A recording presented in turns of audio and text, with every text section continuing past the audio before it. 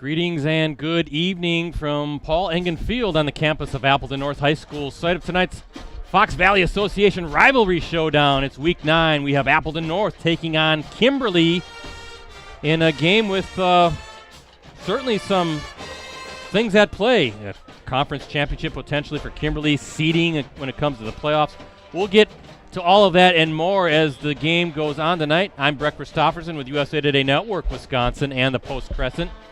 Thank you for joining us for another Cellcom Varsity Game of the Week live stream. Joining me as always is Jim Rosandick. We call him Rosie. He's our man behind the scenes, pushing all the buttons, making sure everything looks good to go. And once again, we're going to the bullpen. I call him the big burly right-hander. No Ricardo Arguello tonight because he's at another big game not too far from here. He's up at Seymour as Winneconne and Seymour, both undefeated in Bay Conference play. Going to find out who wins the Bay Conference Championship between those two teams. That should be a great game. But pinch hitting, our reliever extraordinaire, it is Mike Sherry, Post Crescent and USA Today Network Wisconsin sports editor. Mike, welcome back. You always join us for the big games, don't you? I do, yeah. I'm thrilled to be here. This is always one of the best games in the entire state every year, and I expect it to be the same tonight. A lot of times this game is for the conference championship, and like you said, Kimberly still with an outside chance at a conference title tonight if something goes wrong with Nina playing at Hortonville tonight. But either way, whether it's for a conference championship or bragging rights or for playoff seeding, this should be a great game tonight. Yeah, Nina's taking on Hortonville, as you said. If the Rockets lose, Kimberly wins this game, then Kimberly wins a share of the FBA championship, keeping its long streak alive of winning or sharing the FBA title, or VFA, or whatever you want to call it. We'll talk about that as well. And Appleton North, well, we're kind of not sure what to expect with both of these teams, right? Kimberly comes in 8 combined points in the last 2 weeks after that string of 40 straight games, or 40-point games. And then Appleton North coming off a surprising defeat to Appleton East last week, knocking the Lightning out of FBA championship contention for sure. But I don't know. What do you think? I'm not sure what to make of this game tonight, quite frankly. I think we talked earlier in the week, and we're joking it could be a 3-2 final score. I'm expecting to be a little bit more than that. But, yeah, you're right, Brett. Two great defenses, so we don't expect a ton of points tonight. I do my predictions, and I went back and forth on this game, and for a good part of the week, I was thinking I was going to pick Appleton North to win, and then at the last minute, I switched to Kimberly. But close. I picked a close final score. 17-14 was my prediction, and I think we'll be right in that ballpark for the number of points scored tonight. I was going to say, watch, it'll be a shootout now, right? It like could 40. Be. And let's hope we don't have a 90-minute weather delay like we did 2 weeks ago. We want that good. It's beautiful outside here for Week 9 in October. So. Should we do game notes? Absolutely. You want me to start off with Appleton North? Sure, go ahead. Yeah, I'll start off with the Lightning. 5-3 overall, 4-2 in the Fox Valley Association. And as I mentioned, the Lightning coming off that 13-7 loss to Appleton East last Friday. That was an FBA matchup at Pickett Field on the campus of Appleton East High School. Alex Thompson's 3-yard run with 8:15 remaining in the fourth quarter gave the Patriots a 13-7 lead, and that was the final score as Appleton East secured its first victory over Appleton North since the 2014 season.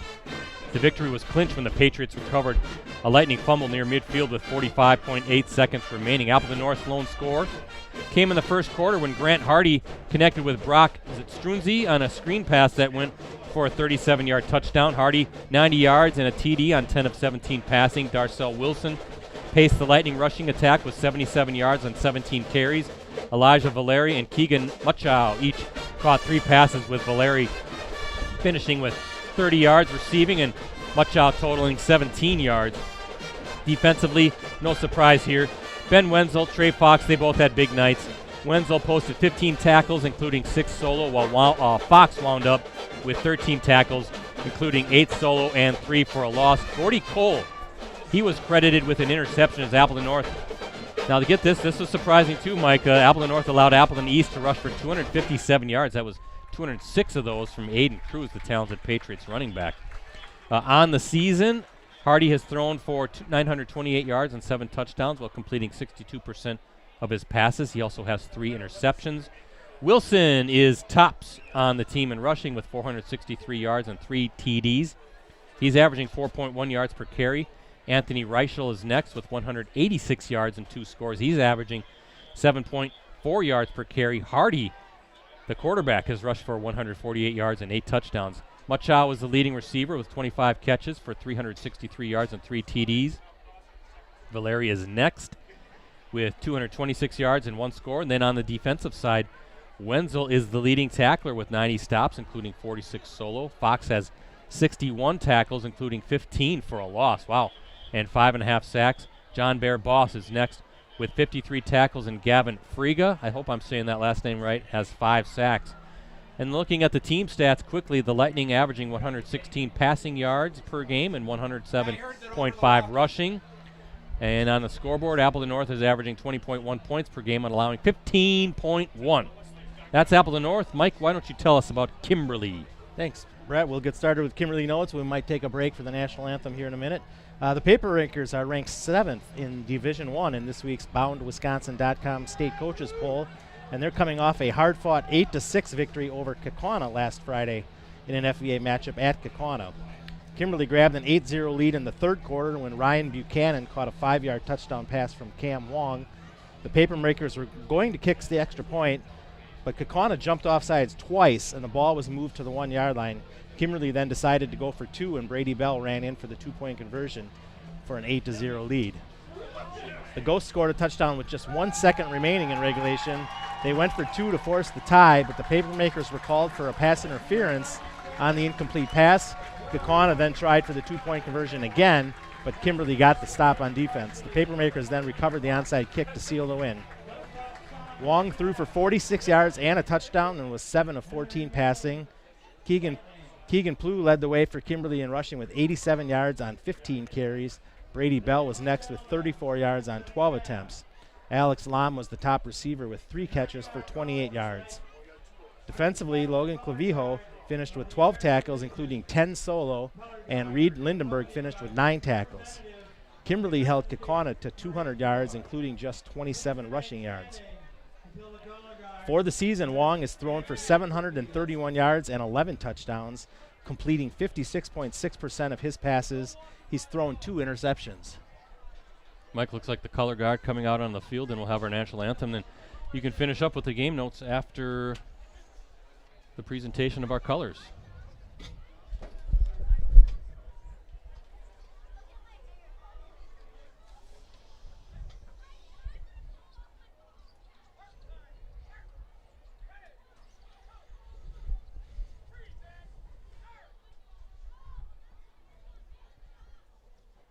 And now, ladies and gentlemen, students and staff, to honor America, with those who are able, please face the flag at the north end of the stadium.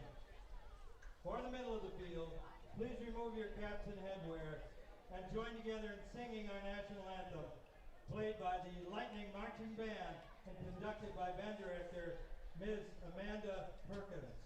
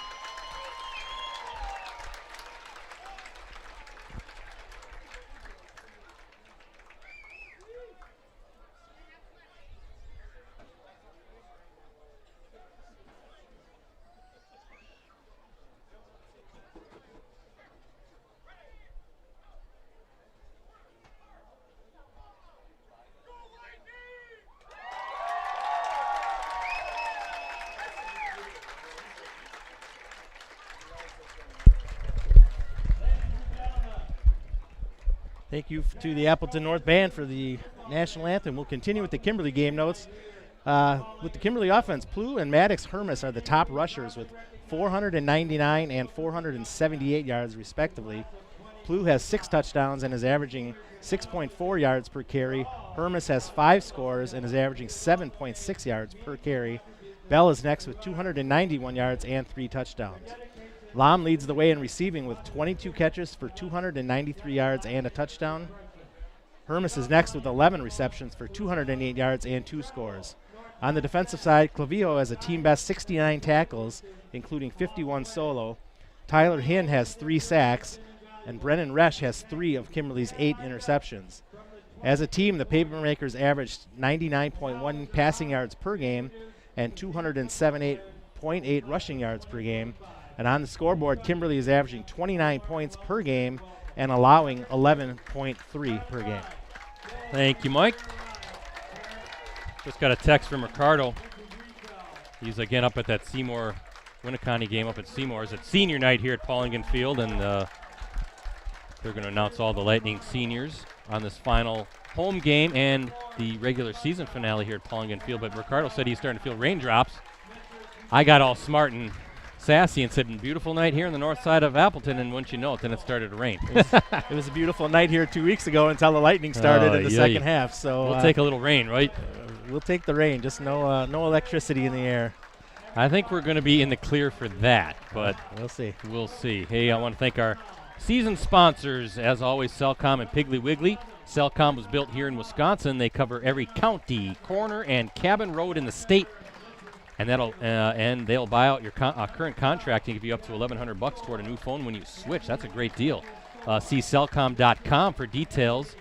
And Piggly Wiggly is proud to support Wisconsin high school athletics as your local grocery store. They're committed to making a difference in the community, both on and off the field. Shop local, shop the pig. Hard to believe it's week 9.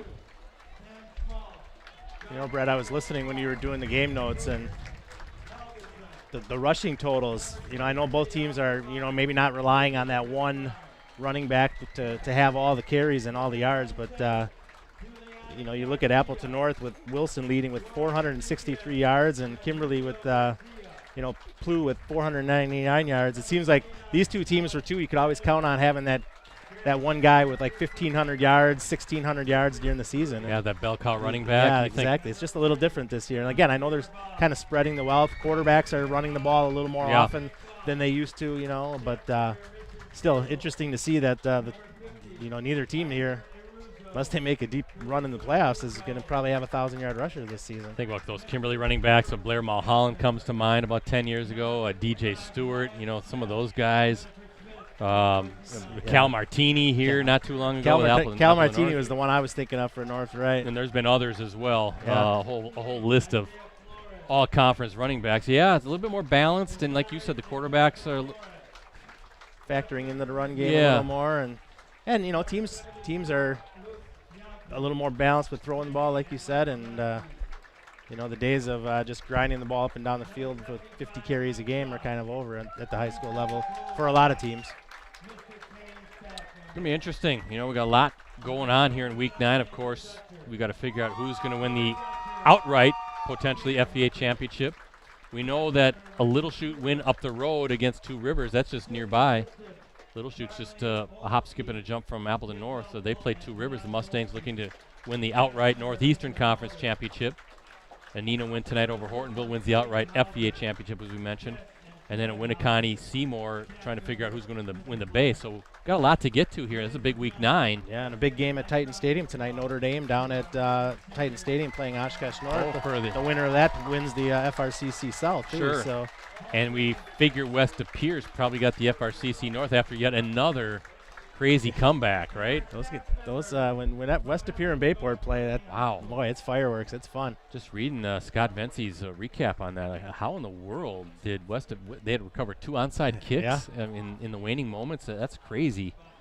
I texted a guy that I know up at Bayport, and I said, well, last year you lost a crazy one to West De Pere, and you went and ran the table in the D1 playoffs, so I guess that's looking pretty good for you, and he agreed. So Bayport, watch out for them too. They're going to be a tough out in the Division I playoffs as well.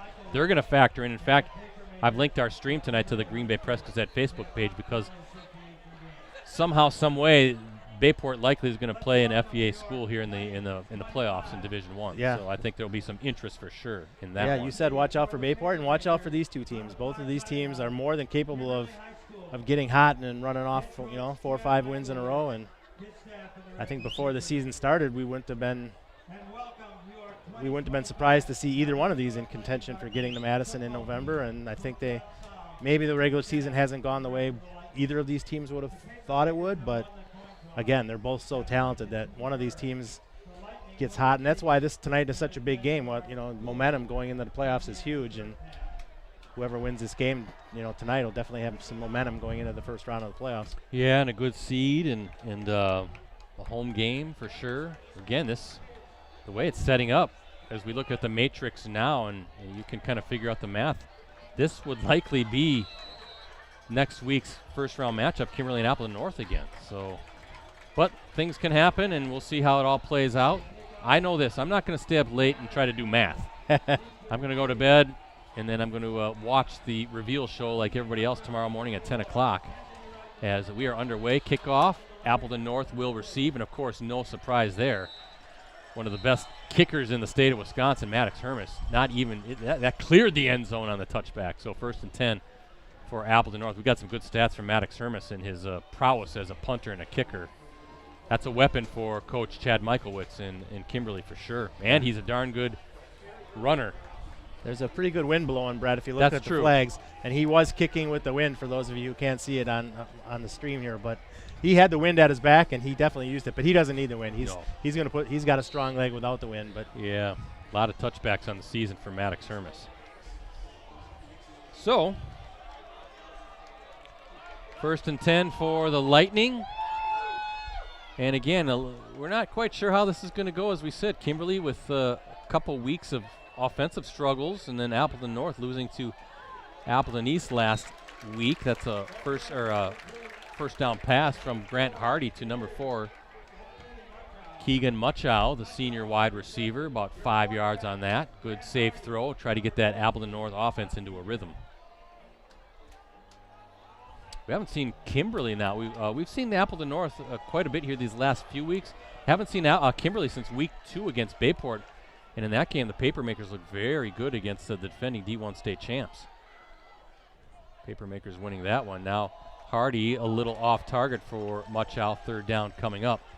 Yeah, this is my 3rd time seeing North now, I think, in the last 4 weeks. Saw him at Neenah. Saw him here 2 weeks ago against Kaukauna. So yep.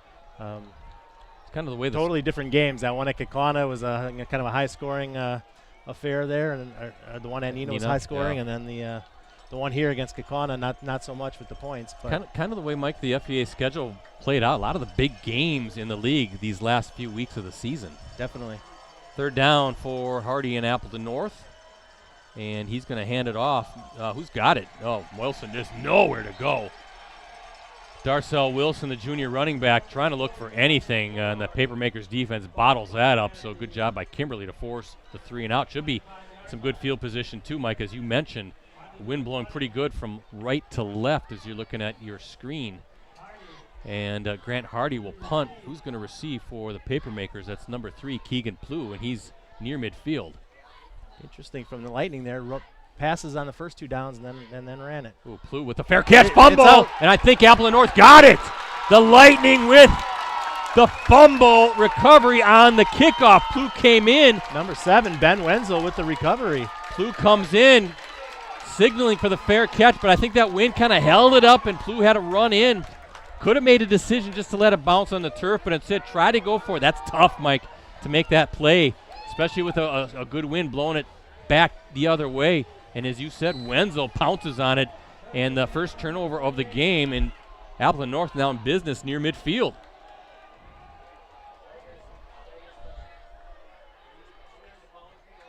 Hardy, nothing open downfield. He's going to get hit. No, tries it. Oh, what a catch! Muchow with the reception. What a fingertip grab down near the 10. What a throw by Hardy. Into the wind. And he took a huge hit. Backside, yeah. From number 62, Yusef Fofana got him just as he delivered. And now I think, at the 12? I think Hardy was just throwing to a spot there, Brett, and hoping that Muchow made the play, and he did. Hardy going to try to set up a screen. Near interception there. Wow. A lot of traffic there, Brett. That could have easily fallen into the hands of a Kimberly defender. Boy, when Hardy let that one go, I thought that was over Muchow, and that's a heck of a grab. Acrobatic fingertip catch by Keegan Muchow, the senior. Second down. So you're thinking of your Kimberly defense, hey, we get a 3 and out, we're looking good. Then the fumble on the punt. And one play, Appleton North knocking at the door. Hardy waiting for the snap. This time there's just nothing there. Boy, Darcel Wilson, boy, they are playing the gaps well, I think you can say. There's just no running room so far in the first 2 touches for Darcel Wilson, I should say, in this game. It's early, but yeah, so far the passing game seems to be the preferred route for the Lightning. They haven't got much on 2 runs now.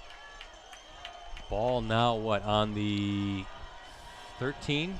Yeah, they only forward progress. He only ended up losing a yard there, but he got pushed back about 15 yards. Hardy waiting for it as he drops back. Going to throw down into the end zone. Nothing there, and 4th down coming up. Fans in front of us wanting a flag. I look pretty clean up here. Yeah, they might have got their feet tangled a little bit there in the end zone, but. So now what? Kicking team coming out? I think so, but again, remember now this is going to be into the wind, so Shondavong's got plenty of leg to make this kick even with the wind blowing, but it'll be about a 30-yarder, Brett. Kaylor Shondavong, the sophomore, and how far is this? A 30-yarder? Yep. Kick is up, and it is good. Nice job by Shondavong going into the wind. Made it look easy, Mike. Yeah, he's got a real strong leg. We saw him kick one at Nina that missed, but it was like a 47-yard attempt, and he had more than enough leg. Just pushed it a little wide right that night, but there you go. Like you said, Brett, Kimberly thought it had done its job, got the stop, and forced North to punt. Then you got the muff on the punt, and the Lightning turned it into 3 points. Yep, absolutely. 3 points. Rob Somm will take that. Obviously he wants 6, but points are points. As we look at our Cellcom Piggly Wiggly scoreboard, Appleton North with the first points of the game, leading 3-0 with 9:25 still to go in this opening quarter.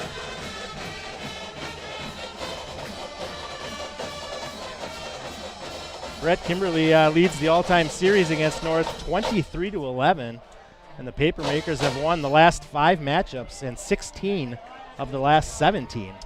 Been one-sided, hasn't it? Absolutely. They have squared off in the opening round of the Division I playoffs past 2 seasons, with Kimberly also winning both of those playoff matchups. So, like you said, we could see these 2 teams back here again next week, or at Kimberly, but possibly facing each other. Chris Thau and Keegan Plew back to receive for the Papermakers. I think that's Thau trying to find some running room. Is it Thau or Tau? Tau. Tau. Sorry, Chris Tau. Took that at about the 9-yard line, Brett. There, he's getting a little nervous there. That ball was bouncing on the ground there. Live ball. So now our first look at the Papermakers offense. Cam Wong, the quarterback.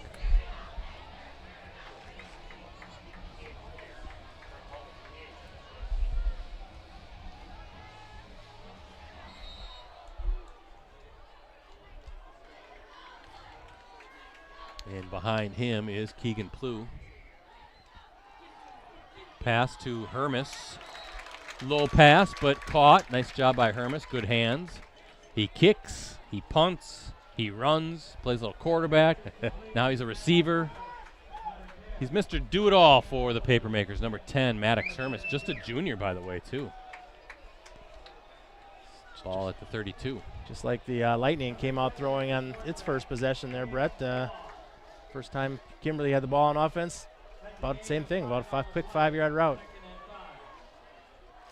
I remember a couple years ago, Appleton North had a kicker, but there's going to be a little procedure call there, false start.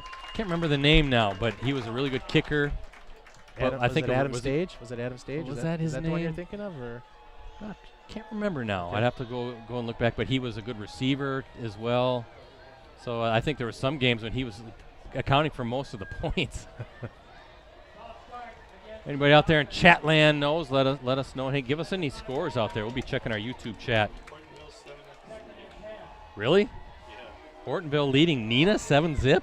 It's early, Brad. It's early. Wow. Wouldn't that be something? Little Chutes up 7-0 on Two Rivers. Trivers, as they call it. Trivers, as some people call it. Oh Another boy. penalty. That's just another false start against. Wow.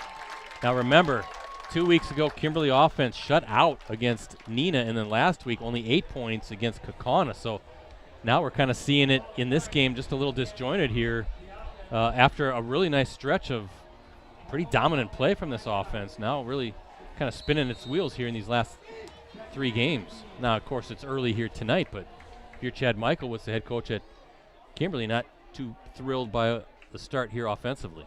Yeah, Kimberly scored 44 against Oshkosh West, 49 against Fond du Lac, 46 against Appleton East. Long to Hermes. Hermes, he's got some good wheels and makes a 3rd down and manageable coming up. Yeah. And granted, you know, the last couple of weeks they've played some of the better defenses in the conference. You can't discount that, of course, but just don't seem to be clicking on offense the way they have in the past, and it's got to be a little concerning. You're into week 9 now, and the playoffs are next week. You would hope you'd be polished and firing on on all cylinders with what you do best. Well, let's see, 3rd down and what they're going to call it 7. As Wong trying to set up a screen, nothing doing there. Oh, somehow tries a break free. Number 3 with the reception, that was Plu, but how about number 44, the junior linebacker, Cole Hank, not getting fooled at all on that screen, and punt coming up now for the Papermakers. I think Kimberly had one blocker out there. If he could have got a block on Hank, that play might have gone for a pretty good gain, but Hank just did a good job of avoiding the blocker. Nice kick. Oh, Wind boy. at his back. Oh, nice catch. That Elijah Valeri, number 6, with a that's a heck. I mean, that was a booming punt by Hermes, high in the sky. That's tough to catch, especially in the wind. But Valeri showing the good hands, Mike, and making sure that this North offense gets another crack at it here. Up 3-zip as we look at our Cellcom and Piggly Wiggly scoreboard. Notre Dame leading Oshkosh North 7-0, Brett. Xavier with a quick field goal, up 3-0 on Wapaka. Keep giving you scores all night tonight, folks, since some of these games have definite playoff implications. Here's Grant Hardy again, waiting for the snap, looking to his left, slings it, and caught. Oh, whoa, that's going to be an incomplete. Boy, Muckchow took a big-time shot. Didn't see who got in there to knock it loose, but ooh. Good to see that he popped right back up. I think Ryan Halfman, number 5, or Hafman there, was the one with the hard hit. It was almost a really good catch there by Muckchow, though. He had to turn around for it, like you said, but 2 hands on it. I think he thought he was going to be able to pull that one in until he got the hit. 2nd and 10 after the incompletion. Hardy, hands up. Nope, play fake. And, oh, nice catch. Wow. Beautiful hands there. Finally brought down by number 2, Spencer Pendleton. Gabe Meitner. Yeah. Number 17 there, junior receiver. Boy, nice catch, because that was a dart by Hardy. And quickly to the line, Appleton North not afraid to throw into this win right now. Trying to open up the pass game here, and Hardy looking pretty good here in the early stages of this game. Now surveying the field. Nothing open. Finally over the middle. Muckchow on his feet. Spinning. Finally brought down after about a 4 or 5 yard pickup. Some good protection up front for Hardy. The offensive line doing some good work in the passing game. There's a lot of big boys up front on both of these teams, Brett. You look at the Kimberly defense, big and strong up front, but that North offensive line too. Be a fun matchup to see who wins in the trenches. As far as the Appleton North running game, that Kimberly defense really doing a good job of that front seven. But so far in the passing game, Hardy's had time. Look at this formation is Hardy now. He's just going to keep it, looking for some running room, and finally brought down at about the 38-yard line, 3rd and 3 coming up. See if Appleton North wants to kind of play fast here still, get to the line of scrimmage quickly. It's a pretty good pace right now by this North offense.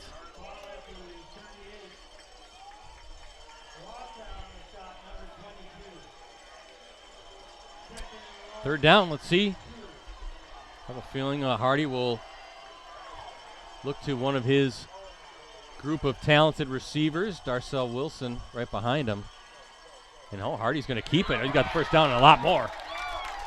Trying to spread that defense out, get some you saw the 3 receivers far side, trying to move some of those guys free and open up a little bit of a running lane, more than a little bit. Plenty of room for Hardy to get the first down inside the 30 to the 29. Yeah, I wasn't surprised they ran it there, Brett, because I figured they probably would have gone for it on 4th down, given where they were on the field, had they not gotten the first down. So, but Hardy, a big hole opened up there with the offensive line on the right side. Hardy, an excellent athlete. You look at him, 6'4", 205 pounds, really good basketball player as well. And Hardy, again, got time, fires over, and is that caught? Looks like it. Number 6, Valeri.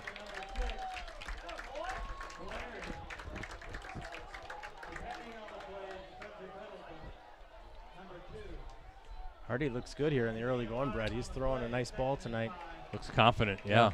Getting it out of his hand quick and hitting the receivers right on the hands. He's not just sticking with one guy, too, as he drops back. He's seeing everybody, reading the defense and reading, kind of going through the progressions as a quarterback. That's good to see if you saw him. Hardy again surveying the field. No, is he going to keep it? He's looking, going to the end zone. Oh, are we going to have a penalty or not? Looks like feet just got tangled up, Mike. Looking for, was that Muchow on the far side there? No, that's Valeri, number 6. That was close, though. That was one of those where yeah, like you said, they got their feet tangled, but there was enough contact there where sometimes you see that flag come out.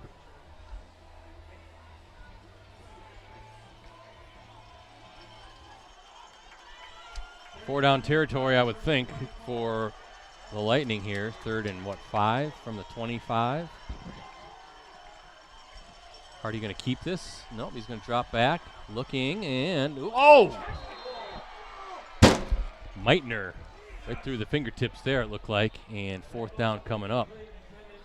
Yeah, coach. The North coach is unhappy with that one in the box next to us, but a loud fist bang on the wall here. Big boom, yeah. Big boom. But they got 5 yards here on 4th down. Definitely manageable here. Probably, I think they could have kicked the field goal here, but I think with the way the wind's blowing, Rob Solomon probably likes his chances better just to go for it here. I think with Meitner, one of those instances where he's trying to make a move before had the ball secure, knowing that the defense was closing in fast. 4th down, Hardy and the Lightning going for it again. Hardy's got room. Yeah, he's got room, and he's got it. Just outruns the defender. That was 69 for the Papermakers, closing in. I don't have a 69. Maybe I'm reading that wrong. Is there a flag? I think they're checking on the spot of the ball. Oh, okay. I thought he got it pretty easily. I thought he did too, but I think they're. And yeah, Hardy's bent over there. He got up a little slow on the sideline there. Uh-oh. He's asking he's going down to the ground now. Hard to know what happened there. He kind of took a little hit on the legs there when he was in the air. Came down a little hard on his shoulder. 69, Mike Tyler Hinn, the senior defensive lineman, real talented player, 6'3", 273 pounds, chasing quickly from the backside. Hardy was able to beat him, but good to see that he's up. Hopefully he's all right. That is a key piece for Appleton North football. I don't know if he's grabbing his hip or. Yeah, he did come down kind of hard on that hip when you look at it. Not sure if we're going to see and an this. interesting spot, like you said, from the Yeah. officials there. We Well, thought he had. We thought he easily had the first down, but No, I don't think he does. Well, let's see. We've got too many people in the way, and it was stopped. It was stopped. You can see it right there. Good camera work, Rosie. Barely.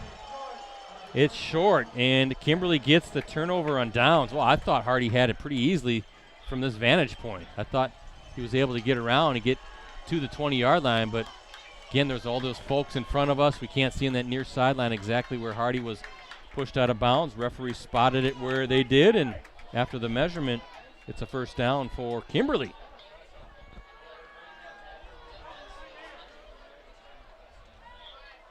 Just shy. I mean, not even half a football. Yeah, I thought he had it by more than a yard to spare. Well, now on live action there. Mike, the focus is on Appleton North and Grant Hardy. It looks like he's moving around. He's trying to shake things off a little bit. I think he's going to be all right. He's sitting with the offense, so that's good to see. Big hole up the middle for Plu there.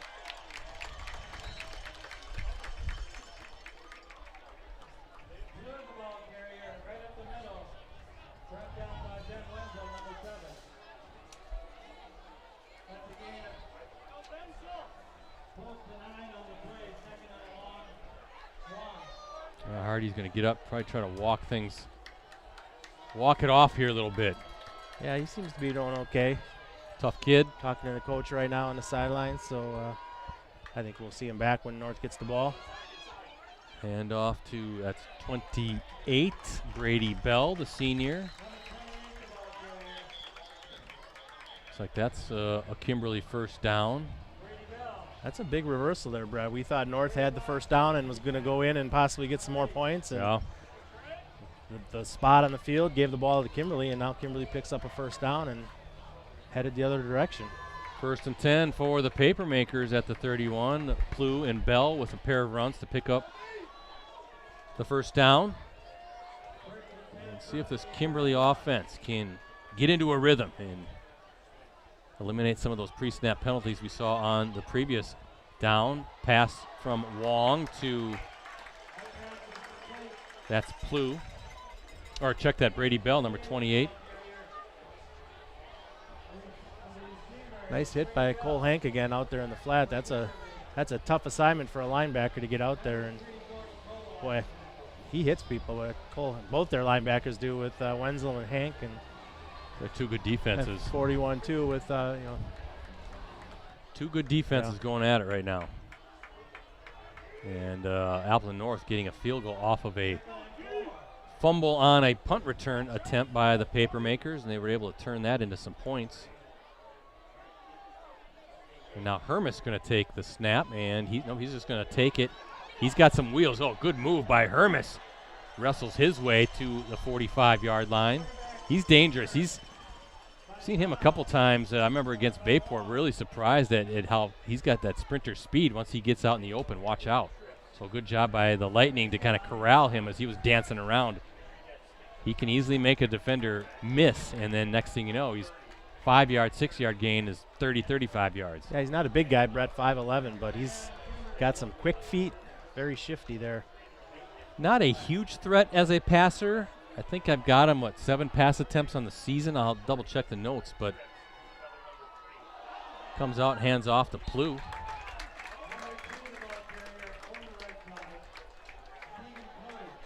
Yeah, you look at Maddox Hermis now playing some quarterback. He is 4 of 7 passing, 33 yards so far on the season, but he's second on the team in rushing, coming in 478 yards and 5 touchdowns. So now Wong back at quarterback with Plu next to him in the backfield. 2nd down and 8 coming up. And Wong's going to drop back. He's going deep. Looking for, oh, what a over-the-shoulder grab. Are they going to call it a catch? No signal yet, right? Oh, I think the officials are talking. I think they're going to give it to Alex Lam, the senior. That looked good from our spot up here in the booth. There's a beautiful over-the-shoulder catch along that near sideline. That was a great throw, Brett, but an even better catch by Lom. Was that the back judge coming in saying, I think he was saying, I didn't see it, I wasn't sure, looking for that sideline official, and they giving him the catch. Wow, we've seen a couple spectacular catches now. Keegan Muchow by Appleton North, and now Alex Lom for the Papermakers. Yeah, that happened right in front of the North coaches on the sideline there, and none of them are complaining, Brett, so I think they saw it as a catch as well. Yeah, that was a heck of a grab and a heck of a throw by Wong as well. Now Maddox Hermes trying to make some guys miss, spins out of that and makes something out of nothing. That was number 32 coming in, Carson Tiegelman, the sophomore linebacker. But Hermes able to kind of wiggle his way, spin his way out of that tackle and pick up 2 or 3 yards, and that's the final play of the first quarter. 12 minutes in the books here at Paul Engen Field, and as we look at our Cellcom and Piggly Wiggly scoreboard, Appleton North up 3-0 in this rivalry game.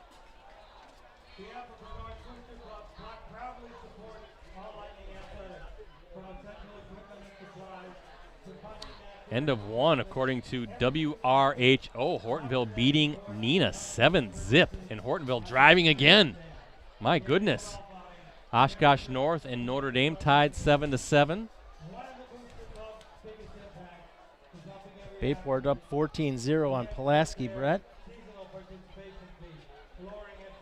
Yeah, there's our guy, Nate Werner, principal of Appleton North High School on the left, former athletic director. He's been around different schools. Fantastic guy. Speaking of, got to thank the current athletic director here at Appleton North, Jerry Kabuski, always making sure we're all set up and good to go. He even helped Rosie bring up some equipment. He knows I'm battling this nasty back crap that I can't shake. So he's helping out, and Appleton North coach helped out, so we always appreciate the hospitality. Yeah, you get out of the car and you're like, you're grabbing your back and you're like, waving your hands. Somebody come help carry my stuff. You're royalty here, Brett, so they help you. Yeah. I tell you what, I don't know. I'm trying everything I can think of, PT, and it's just like today, this afternoon, all of a sudden some weird feeling, and it now feels like it's going to lock up on me again. I don't like it. And nobody cares. They just want to watch this football game. Well, it's a long season, Brett. By week 9, even you guys up here in the booth are feeling the injuries. If anybody in Chatland's got some exercises for me to try. I think I feel a lot in my hips. I think that's my problem. So give me some tips, please. I'll try almost anything. Not anything, but almost anything. So Kimberly on the march here. 3rd down coming up as we open the second quarter. And you got to think with Hermes, they're certainly within field goal range now, but Chad Michael was thinking more than 3. And Hermes going to take the snap. He's just going to tuck in a big hole left side, looking for a path to the end zone. No, and I think we have a flag on top of that. Yeah, I think we're going to have a face mask, Brett. So they're going to be right near the goal line after that run by Hermes. Big lane on that left side, Mike. Easily had the first down, and then it was looking like a touchdown. Definitely. Looks like a face mask. I think so, yeah. Kind of looked like his body twisted as he was coming down. As we wait the official's call, personal foul, horse collar, I think. So ball will be at the inside the 3. It looks like more at the 2. Almost to the 2. Yeah. Yep. Call it at the 2. As the Papermakers wait for the snap, knocking at the door. 2 yards away from 6 points. Hermes waiting for the snap again. Hermes, he's just going to keep it in and barrels his way. He's in. 2-yard score by Hermes. Another touchdown for the Kimberly Junior.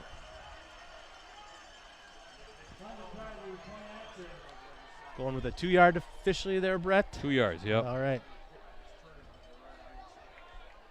And now he'll kick the extra point. It's all him right now, right? It's all his points. That drive was a lot of them. But remember, it was set up there by that big pass from Cam Long to Alex Lomner, who made the great sideline catch. Ooh, whoa, nearly blocked. Yeah, but sails through. And as we look at our Cellcom and Piggly Wiggly scoreboard, Kimberly with its first lead of the night. 2-yard touchdown run by Maddox Hermes. Hermes kicks the PAT. Papermakers up 7-3.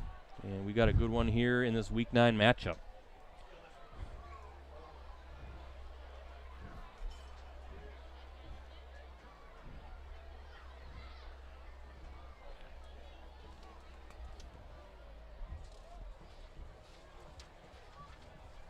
Hortonville, another touchdown, Mike. Are you kidding me? 14-0? 14-0. Hortonville with the lead over Neenah. Well, remember, Neenah had that game a couple weeks ago against Oshkosh West where it was looking like, Oshkosh West was going to win that game.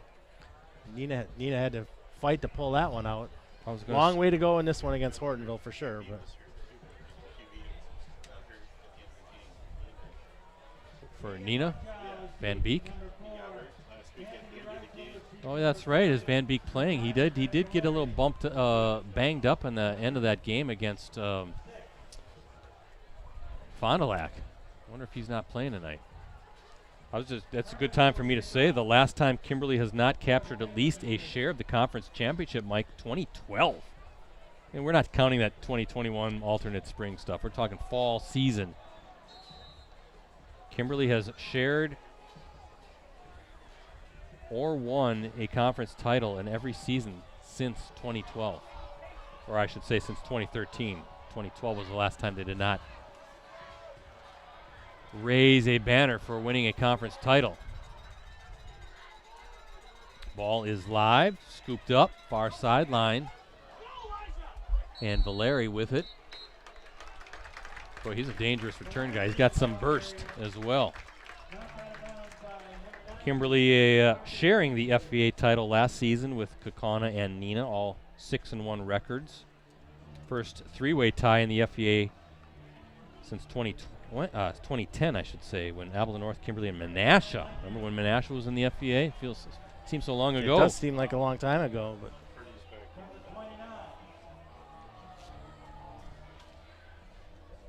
Oshkosh North up 14-7 on Notre Dame in the second quarter, Brett. Oshkosh North, maybe a dark horse. Would that be D2? Yeah, I saw them play. I saw them play against Menasha a few weeks ago, and boy, they were impressive against Menasha that night. Hardy in at quarterback. Good to see that he's all right. Wilson trying to find something. Good open field tackle. That's number 5. Ryan Halfman, the senior defensive back.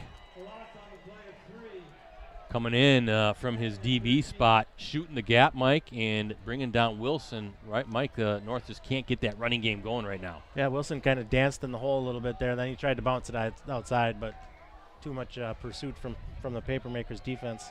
So second and behind the sticks now as Hardy waits for the snap.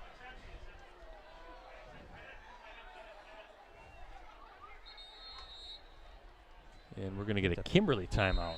Papermakers burning a timeout first of the half, either side. Looking at some other FVA games tonight. What do we have here? We've got, of course, this one here, but then we mentioned Hortonville and Neenah with the Polar Bears up 14-0. Oshkosh West at Fond du Lac, Appleton East at Kaukauna. And again, congrats. Appleton East playing some good football here as we close out the season. Yeah, of course, they beat Appleton North last week 13-7, and that's an interesting game there because Kaukana's, I think, like 29th, I want to say, in the playoff standings right now, so they can't really afford a loss there. And Appleton East is outside the playoffs right now, but if they could pull off a win tonight, who knows? So that's a big game for the playoff implications as well.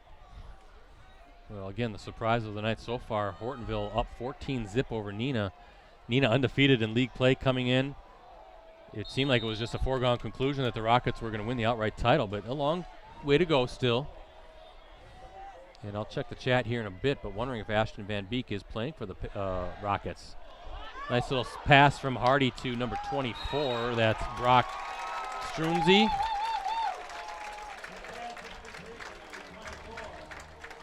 Brett, I've been messaging our colleague Dan Cohen back at the office. He's kind of monitoring that Neenah stream, and he says Van Beek is not playing quarterback. Okay, there you go. He's not playing quarterback right now. Yeah, so good call to Rosie here. I forgot that Van Beek was banged up against Fond du Lac at the end of that game.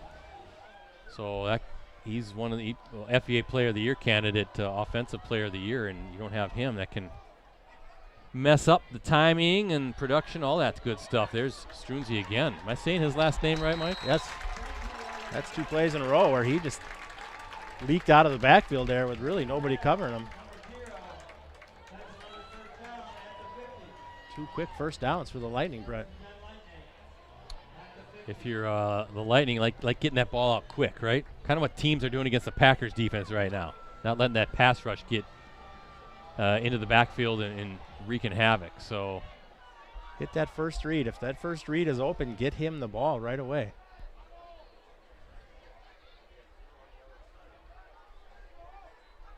Hardy again, swing pass. Oh, nice catch by Meitner there, showing the good hands. That was again a rocket by Hardy, who's got time and just stepped into that fastball, and Meitner plucked it out of the air, and 5-yard pickup there. So this Lightning passing attack kind of in a rhythm right now. That's a gain of 5 on the play. 2nd down and 5.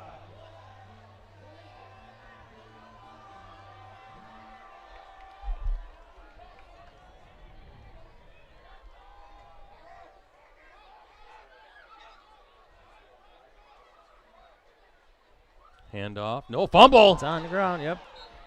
I think Hardy wanted to fake the handoff, bring it back. Right. I don't know if there's miscommunication or it's just one of those where it slipped free, but no harm, no foul, I guess you can say. Well, it would have been a big turnover if the Kimberly defense would have picked that up. Instead, Hardy pounces on it, 3rd down and 7.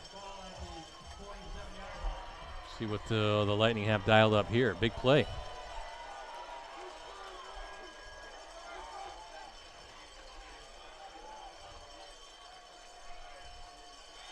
Again, Hardy downfield. Good, beautiful pass to Valeri, Mike.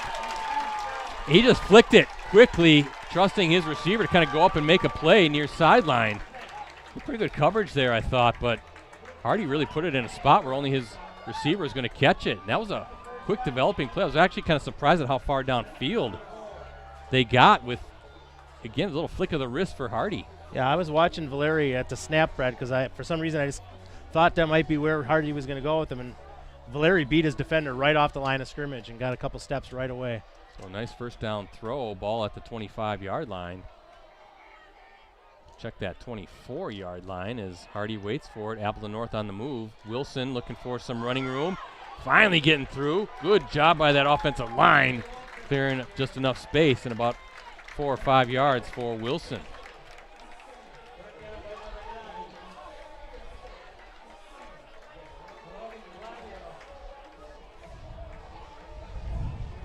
According to our buddy Dan Cohen, Owen Lloyd is playing quarterback for Neenah tonight. Owen Lloyd.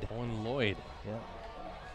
Appleton East and Kaukauna 0-0 midway through the 2nd quarter. Wow. Of course, Kaukana's had its own issues with injuries at the quarterback position this year. Yeah, is Carroll still out? I'm not sure if that's the case anyway. Hardy downfield, just a little too far in front of Muchow in the middle of the end zone. 3rd down coming up. Yeah, there was nowhere to throw the ball on that one. I wonder if this is a time for that Kimberly defense to send a blitzer, send some pressure, try to rattle Hardy a little bit, who's looked very comfortable so far in this game, having a nice night through the air.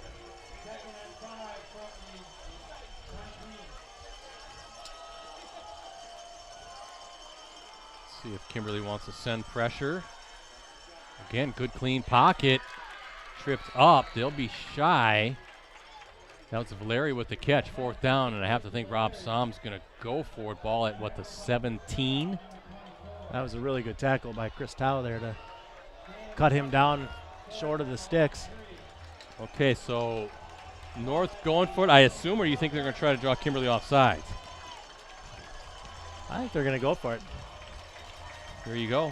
4th down and about 3 to go. Nothing to lose. You're playing your rival. Go for the 1st down. Hardy under center. Wilson looking for it. Nah, he was stopped. Yeah, I don't think he got there, He was Brett. stopped. Kimberly front Again, another turnover and downs, Mike. And the paper makers will take over, getting the stop. Just really those running lanes just close up fast.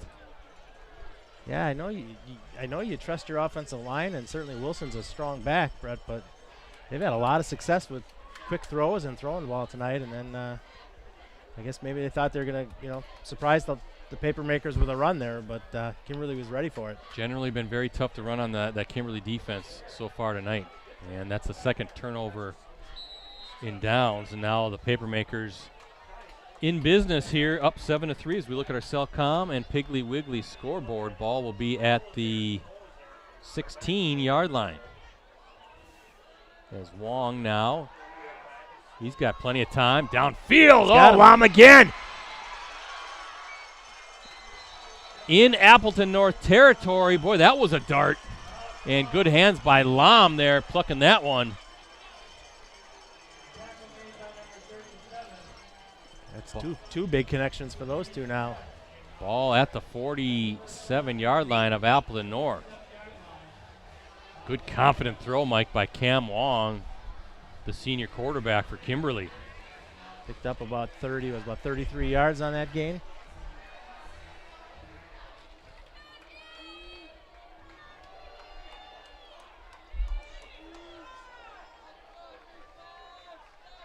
Wong still in there. This time a handoff to Bell. Dives forward. Number 28 over the right side. That's Brady Bell.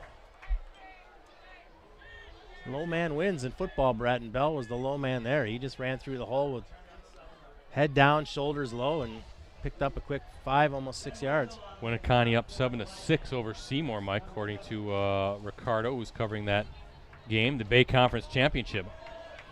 Winner of that one is the Bay title holder outright.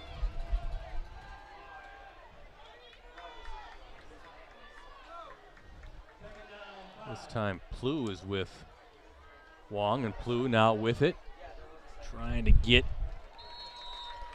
near that first down marker. He's inside the 40 to the 39. Looks like 2 yards to go for the paper makers. He had a good hold there, Brett. I thought that was going to go for a few more yards, but then those fast attacking North linebackers got there and closed it up pretty quick. Yeah, one of those guys, of course, we know quite well, right? Ben Wenzel, one of the team captains, University of Wisconsin recruit, number 7 for Appleton North, 6'4", 220-pound, one of the top linebackers in the state. Wenzel and those guys looking to make a play here as Wong hands off to Bell. Oh, Bell shakes off a defender. And looks like we've got the first. Where are they going to spot it? Yep, I think Kimberly's going to be right where they need to be. That's interesting. Well, let's see. Maybe let's check this spot. They might have to measure. He scored it out to about the 35-yard line. Must have had a knee down because they moved that back 2 yards. Yeah, they're going to measure again. I thought he had it by about 2 yards to spare where he ended up, but you can kind of see Grant Hardy, Mike, on this near sideline. He's still hobbling a little bit, isn't he? Definitely limping. That takes an element of their offense away if he can't really attack with his legs. Kind of keep an eye on that. He's been really good with his arm tonight. So, but yeah, as the game goes on, especially Kimberly on offense now with a long drive going, you stand on the sideline, you kind of get stiffen up there a little bit. Don't want to speculate, but you did look like he came down on his hip a little bit. You get like a hip pointer. Rosie with the camera work on the spot here. Is that a first down? About like an inch or two shy. So fourth down. Tush push. Well, but teams usually don't line up under center anymore. That's right. All that tush push stuff, fans were hooting and hollering because then the Steelers get called for last night for false starts, but the Eagles, who false start almost every tush push, they are going to tush push. Yep. I think they got it. We'll call it the Cam Bam. There you go. The Cam Wham. Wong there with the first down. Appleton North ready for it, but when you only need an inch or two, right? Absolutely. But the Eagles, they do false start quite a bit on that, absolutely. and they never get called for it, or rarely do. I mean, I don't care. It's if you don't want him to run it, stop it. But it was a little boring that last game or 2 games ago when they did it. Was it 4 plays in a row? It's like, come on. Well, just call the false starts. Though. Yeah, I right. mean, Yep. I don't care about the play either, but just call it correctly. Can't let the guards take off. We'll look at Hermes dancing around, finally brought down. I think Wenzel, one of those first guys there, number 7, and then his teammates came in, maybe a yard. With some hard hitting here as we're in the later stages of this second quarter. Well, we heard Micah Parsons this week. Just say, hey, come on, just throw the flag. If it's a penalty, throw the flag. If they're holding me, throw it. So. He's held a lot. Yeah, he is. You can see it live, and you're like, yeah. He's getting like arms around his neck. I don't know why the officials aren't calling that. I mean, he's a star player. Star player supposed to get those calls, right? Yeah, I heard somebody theorizing today that the NFL they're so afraid. They feel like they could call a penalty on every play, and they don't want to bog down the game. So. Well, but they still do. I mean, how many of these games are like combined 20 penalties? That's fair. And some of them are just nitpicking stuff. That's fair. So I know being an official is a tough job, but boy, that's egregious to me. Those holding calls that aren't being called against Micah Parsons. You see his whole bend is backwards as they're basically almost tackling him to the ground. Absolutely. A couple of score updates, Brett. Xavier 24-0 over Wapaka. All right. Notre Dame and Oshkosh North tied at 14. Bayport's up 21-0 on Pulaski.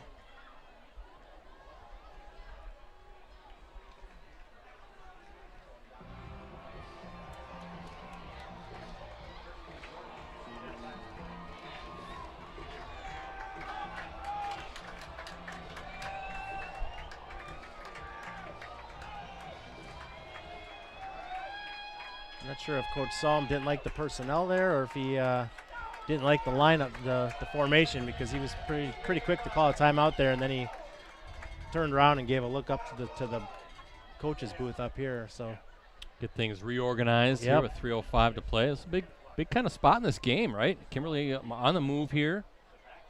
Methodical drive. Of course, it was sparked by another big hookup from Cam Wong to Alex Lam, but here we go, 2nd and 9 at the 35. As that bounces it outside. Look at that. Got a big time rail on that far sideline inside the 10. Wow, great cut, great vision by Plu there. He was bottled up there off tackle, Brad. He just bounced it outside, and it was wide open. Plu and Bell, they did a lot of good work last year. Remember when Marcus Doucette went down with that broken collarbone? Doucette was supposed to be the bell cow at running back. Plu and Bell did a good job of filling in. So guys that with a lot of experience in that backfield. Gives the Papermakers 1st and goal at the 9.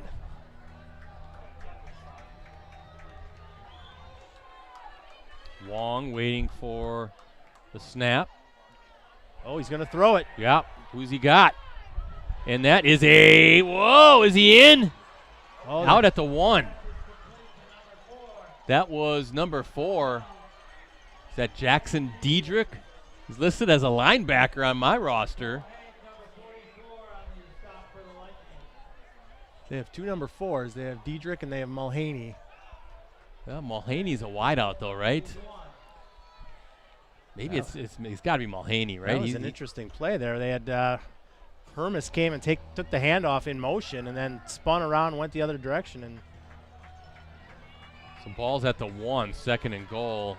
Mulhaney, the sophomore, listed as the wide receiver. This time Hermes tucks it in, and he's in, I think. Yep, the official on the near side. 1-yard touchdown run kind of for a late Hermes. signal there, yeah. Brett, And the 2nd touchdown run, Mike, for Hermes tonight.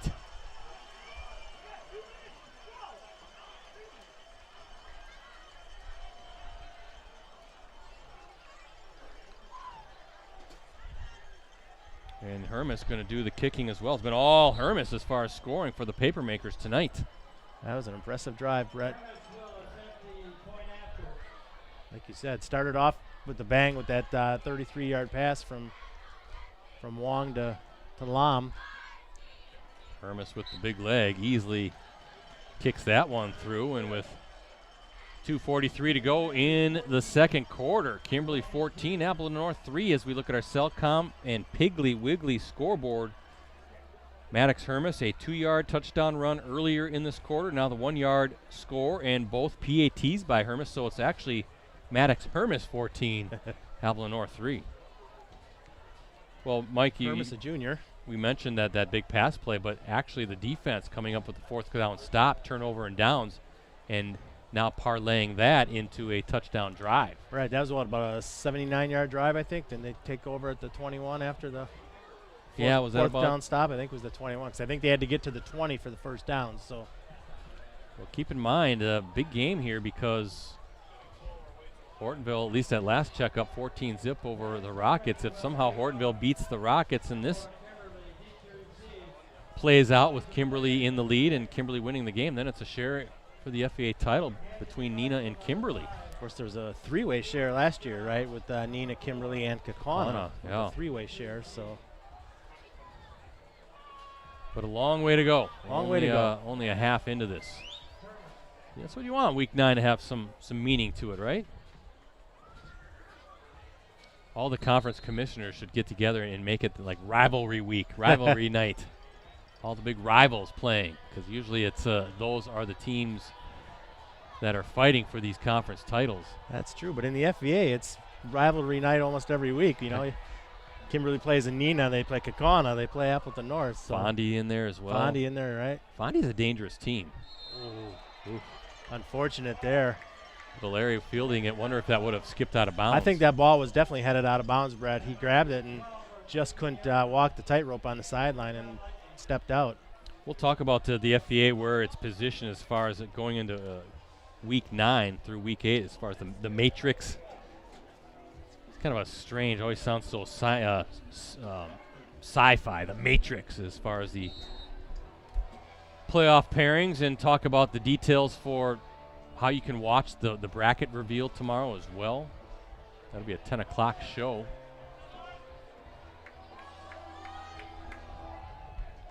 So 14-3, Kimberly with the lead. See if the Lightning can put some points on the scoreboard here to end this first half. Plenty of time and got the wind at their back. Just don't want to make any kind of mistake at deep in your own territory. Again, nice job finding much out. He's got some room. That's Meitner.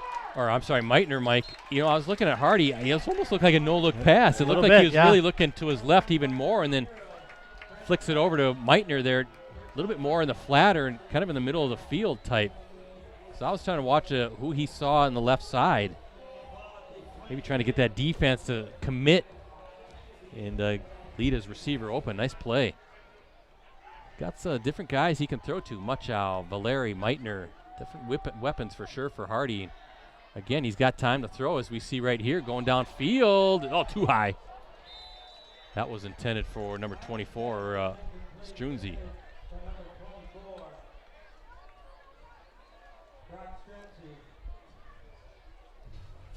Yeah, you had all the time in the world that back there, Brett, just to survey the field. It's always a balancing act, Mike, right now. 2:04 to play. Want to keep the chains moving, but, you know, incomplete passes stop the clock, and what you don't want to do, obviously, is give Kimberly the ball back to close out the first half. See if Papermakers with 2 timeouts left, I think. So right. So see if North can get some first downs here, get a drive together, and at the very least get itself into field goal range. Hardy drops back again, flushed out, got to get rid of it, and sidearms it. That's number 5, Anthony Reichel, with a nice move, first down. Nice job by Reichel after the catch, just making things happen out there near midfield. And good job by Hardy. He kind of kept backtracking and just a little sidearm throw to Reichel. Nice play. Tough play for Hardy, especially you got that rush coming in your face. Yeah, and he's got that dinged up on the leg there, but he seems to be moving okay in the pocket, giving himself some time. Well, watch out, watch out, watch out. Oh, somehow steps up. We got a flag down, Brett. Is that going to be a hold? I think we're going to get a hold on the Lightning there.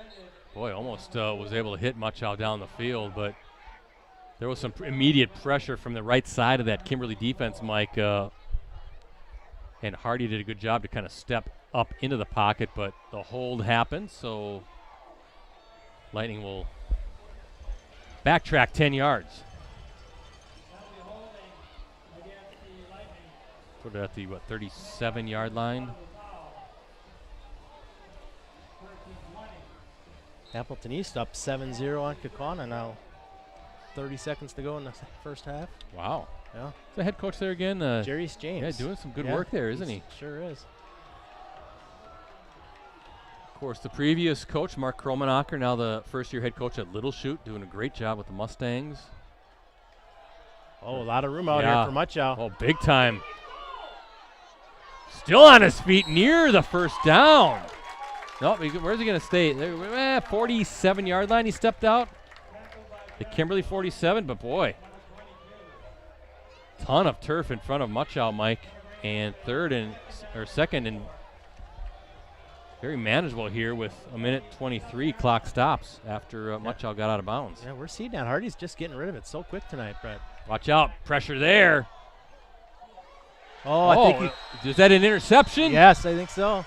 Oh, wow. That's number 0, Brennan Resch. And I think, Mike, that might have been number 8, Trent Dunk, the senior linebacker coming in on the blitz, who forced Hardy to get rid of it. Resch with the pick. And still a minute 16 to go for the Papermakers and 2 timeouts. Yeah, Resch had good coverage there, Brett, but I didn't know if he saw the ball coming. And then kind of the last second, he got that head around and got his hands out just in time to grab it. So the blitz, the pressure, forcing the mistake. Both teams now with a turnover. Appleton North was able to turn the Kimberly muff punt into 3 points early in the game. Now the Papermakers with a chance to tack on some more points. Trying to remember who opened the game with the ball. I think North did. That's right. So, boy, even a big opportunity to double up as Plu now trying to get some running room. Nice hard hit by Gordy Cole, number 3, the senior defensive back. And let's see if the Papermakers, I would think, have to be in a hurry-up mode right now, under a minute to play, clock running. Don't seem to be in too big of a hurry, but I think you're in one of those where maybe once you get a first down, then you start burning timeouts and hurry up a little more. Have to think this would be a shot downfield for Wong, right? He's looking to his left. Pump fakes. Nope, now he's going to tuck it in. Wong still on his feet, and I think Chad Michaelwitz on that far sideline is going to, does he want to take a timeout? Or is he just going to say, maybe I'm happy up 14-3. Don't want to make a mistake here. Trey Fox with the pursuit there, Brett, on the backside to get Wong down on the ground. Yeah. I don't think he wants to make a big mistake here and be happy to take. Like you said, I think he's content up 14-3 and getting the ball to start the second half.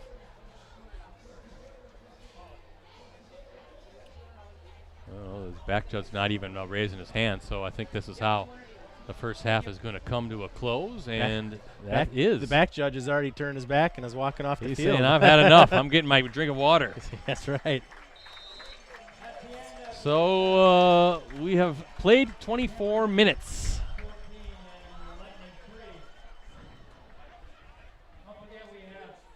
And let me just make sure. There we go. Rosie, I didn't mean to give you a heart attack there, bud. What'd you do, Brett? I by accident hit the off button on the monitor and everything went black. Oh, yeah, don't do that. No. Yeah. Everything is still up and running. So I tell you what, I think we need a break as well. It's halftime here at Paulingen Field, and a quick look at our Cellcom and Piggly Wiggly scoreboard shows the Papermakers on top 14-3 in this Week 9 rivalry matchup. We'll talk about this game and everything we have coming up digitally. Another busy week at USA Today Network Wisconsin after these messages. From the moment we get up, technology is at work in our world. That's why Cellcom built a network to support big moments and small victories. It's technology with a heartbeat.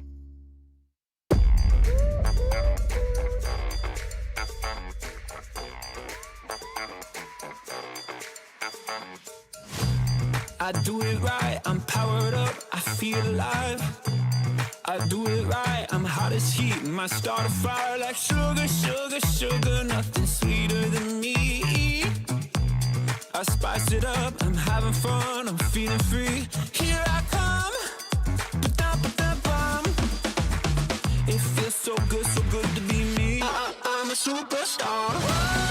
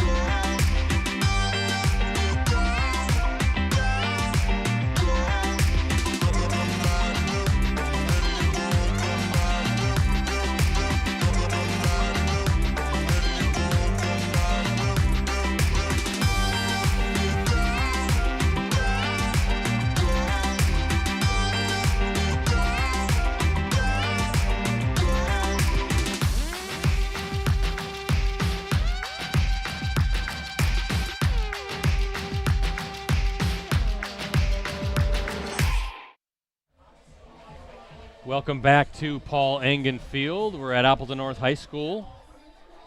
14-3 Papermakers with the lead as we look at our Cellcom and Piggly Wiggly scoreboard. Again, thanks to Cellcom and Piggly Wiggly, our sponsors, season long. Switch to Cellcom and they'll buy out your current contract and you get 6 months free. Keep your phone, keep your number, and get Wisconsin's local network built for you. Visit a store or cellcom.com for details. And Piggly Wiggly, as always, they're proud to support Wisconsin high school athletics. As your local grocery store, they're committed to making a difference in the community, both on and off the field. Shop local, shop the Pig. Before we talk football, guys, again, I'm Brett Christopherson. He's Jim Rosandick, and the burly right-hander out of the bullpen is Mike Sherry. But we see the Brewers not doing so good here in the what could be the season ender for the Brew Crew, Mike. The Brewers could use a burly right-hander out of the bullpen right now. Down, what, 3-zip? 3-zip in the first, I think, yeah. Ugh. And just another quick update. Hortonville still leading Neenah. It's 14-0 at the half now, so wow. It's halftime at that game. So Hortonville, if they can upset Neenah and Kimberly holds on to beat Appleton North, Kimberly and Neenah share the FA championship and see what happens with the matrix and all that good stuff, right? I wonder if the Kimberly sideline knows what's going on. Somebody over there probably knows the score and is probably just whispering into some ears, hey, let's take care of business here in the second half because if we do, there's a good chance we might end up as co-champs. We'll see. A half of football to play. Last check of Ricardo, who's usually, excuse me, on these, well, he just sent a text. He's usually on our streams, but he's covering the Big Conference Championship. Seymour leads 12-7 over Winneconne. Under a minute in the first half. Wow. Some crazy scores. I figured that with the way Winneconne was rolling that the Wolves were the pick tonight. Yeah, Winneconne, played Little Chute in that first week, and then they kind of had I don't want to say an easy schedule, but they had, a pretty good run there. And then last week played a really good FEL team, and now this week it's Seymour. And Seymour, I think, if I remember right, they'd lost their opener to Luxembourg Casco and hasn't lost since then. And so they've been on quite the run since that opening week game. So, is that Coach Binns now? Yeah, Coach Jason Binns is the head coach there. What a Seymour, job he's done turning that program around. Yeah, he was the Packers Coach of the Year, Coach of the Week. I'm sorry, Coach of the Week for the last week for. Because his first year, right? At 0-9, I think, and then he took over a program that needed to be resuscitated and has done a great job. So. Absolutely. Well, we'll see how that plays out. Again, Little Chute, last check, was beating Two Rivers. The Mustangs trying to win the outright Northeastern. So all of our area conferences, we're trying to keep an eye on everything that's going on and how this is all going to play out because tomorrow, I've got it right here in the game notes at 10 o'clock, the WIAA will reveal its 11-player football brackets as part of a 1-hour show. Network stations airing, and I believe streaming as well, the show, right? At 10 a.m. include WKOW in Madison, WAOW in Wausau, WQOW in Eau Claire, WXOW in Madison, and WVTV in Milwaukee. WCWF in the Appleton and Green Bay market right here in our area will air the show on tape delay at 1 p.m. Not sure if they're going to stream the show, though, at 10. But I guess if you I'm not sure. Want to see it live, go to one of those other web network stations and you can watch the show. But 1 o'clock in the Appleton Green Bay markets on tape delay. In total, 224 teams in 7 divisions will qualify for the 11-player playoffs. State finals, of course, November 20th and 21st at Camp Randall Stadium in Madison. And, of course, WIA at 11 o'clock after that show will post the brackets on the website, its website. And good luck trying to get on the website initially because everybody's going to be scrambling from around the state to see who's playing where again and set up the playoff paths, right? Yeah, I was going to say the WIA always has best interests of everybody in mind. They tell us we're going to get those brackets up immediately at 11 o'clock, but like you said, there is so much traffic on that website for people wanting to find out what's going on that it's hard to get on that website sometimes. It slows down to find those brackets, but it's exciting. It's an exciting time of year for sure. It is exciting. Yeah. And, of course, if you're an 8-player football fan, remember those playoffs start this week. All the 8-player football playoff games are tomorrow. Yeah, typically they've announced 11 and 8 at the same time, but 8 gets an earlier start. Is it still Wisconsin Rapids Lincoln where the finals are? Correct. Yeah. Yes. And then, of course, now the playoffs determined by the matrix, right? A points system based on wins and how that all goes. And I'm kind of looking at the current matrix rankings involving FVA schools in Division I. This is going into tonight through Week 8. Neenah's number 3 overall in Division I would be a 1 seed. Kimberly, number 14. The Papermakers would be a 4 seed. Appleton North, not too far behind, number 18, but that would be a 5 seed. That's why we're thinking these two teams could meet again in the playoffs next week. Correct. And Fond du Lac, number 24 overall ranking in a 6 seed, a very dangerous 6 seed at that. Cardinals are a pretty good-looking team. Yeah, so. if I was a 3 seed and had to go against them as a 6 seed, I would not be feeling too good about that. Well, and you kind of look into, I didn't look at quite how it all broke down. I was just looking at the FBA schools, but it could be like one of those cases where a Milwaukee City Conference school gets a 3 seed. Fondy's got to go on the road, and I got to think Fondy's probably going to be a heavy favorite in a matchup like that. So yeah, and Fond du Lac, they play such a obviously the FVA games, but they start themselves with 2 really good games every year in the first 2 non-conference games, so they're tested by this time of year. And Fondy's always one of those teams where you kind of feel like they're going to go on a run in the playoffs because they do play such a good schedule throughout the year, and some years they do, some years they don't.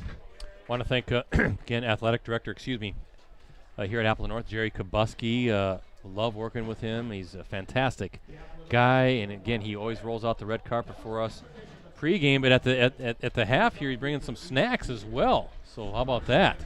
Bringing us some snacks. Rosie's too busy. He's scarfing down his snack. But we appreciate you, Jerry. Thank you so much. Love coming here, and well, I'm sure we'll see you again. If not here for the playoffs, basketball season as well. I know the Appleton North boys supposed to be pretty darn good again. So looking forward to some basketball here in the not too distant future. It's about a month away, and we'll be doing our basketball streams. Hard to believe. So again, thank you, Jerry, for the snacks. We got to keep talking. Rosie's got his down just about already. I guess we have to talk, so I guess, Rosie, you get 3 burgers? I guess. He's like, okay. 3 for the price of 1? So your thoughts on this game, Mike? 14-3, Kimberly kind of got things going, right? A couple touchdown runs by Maddox Hermes. Defenses, though, playing tough.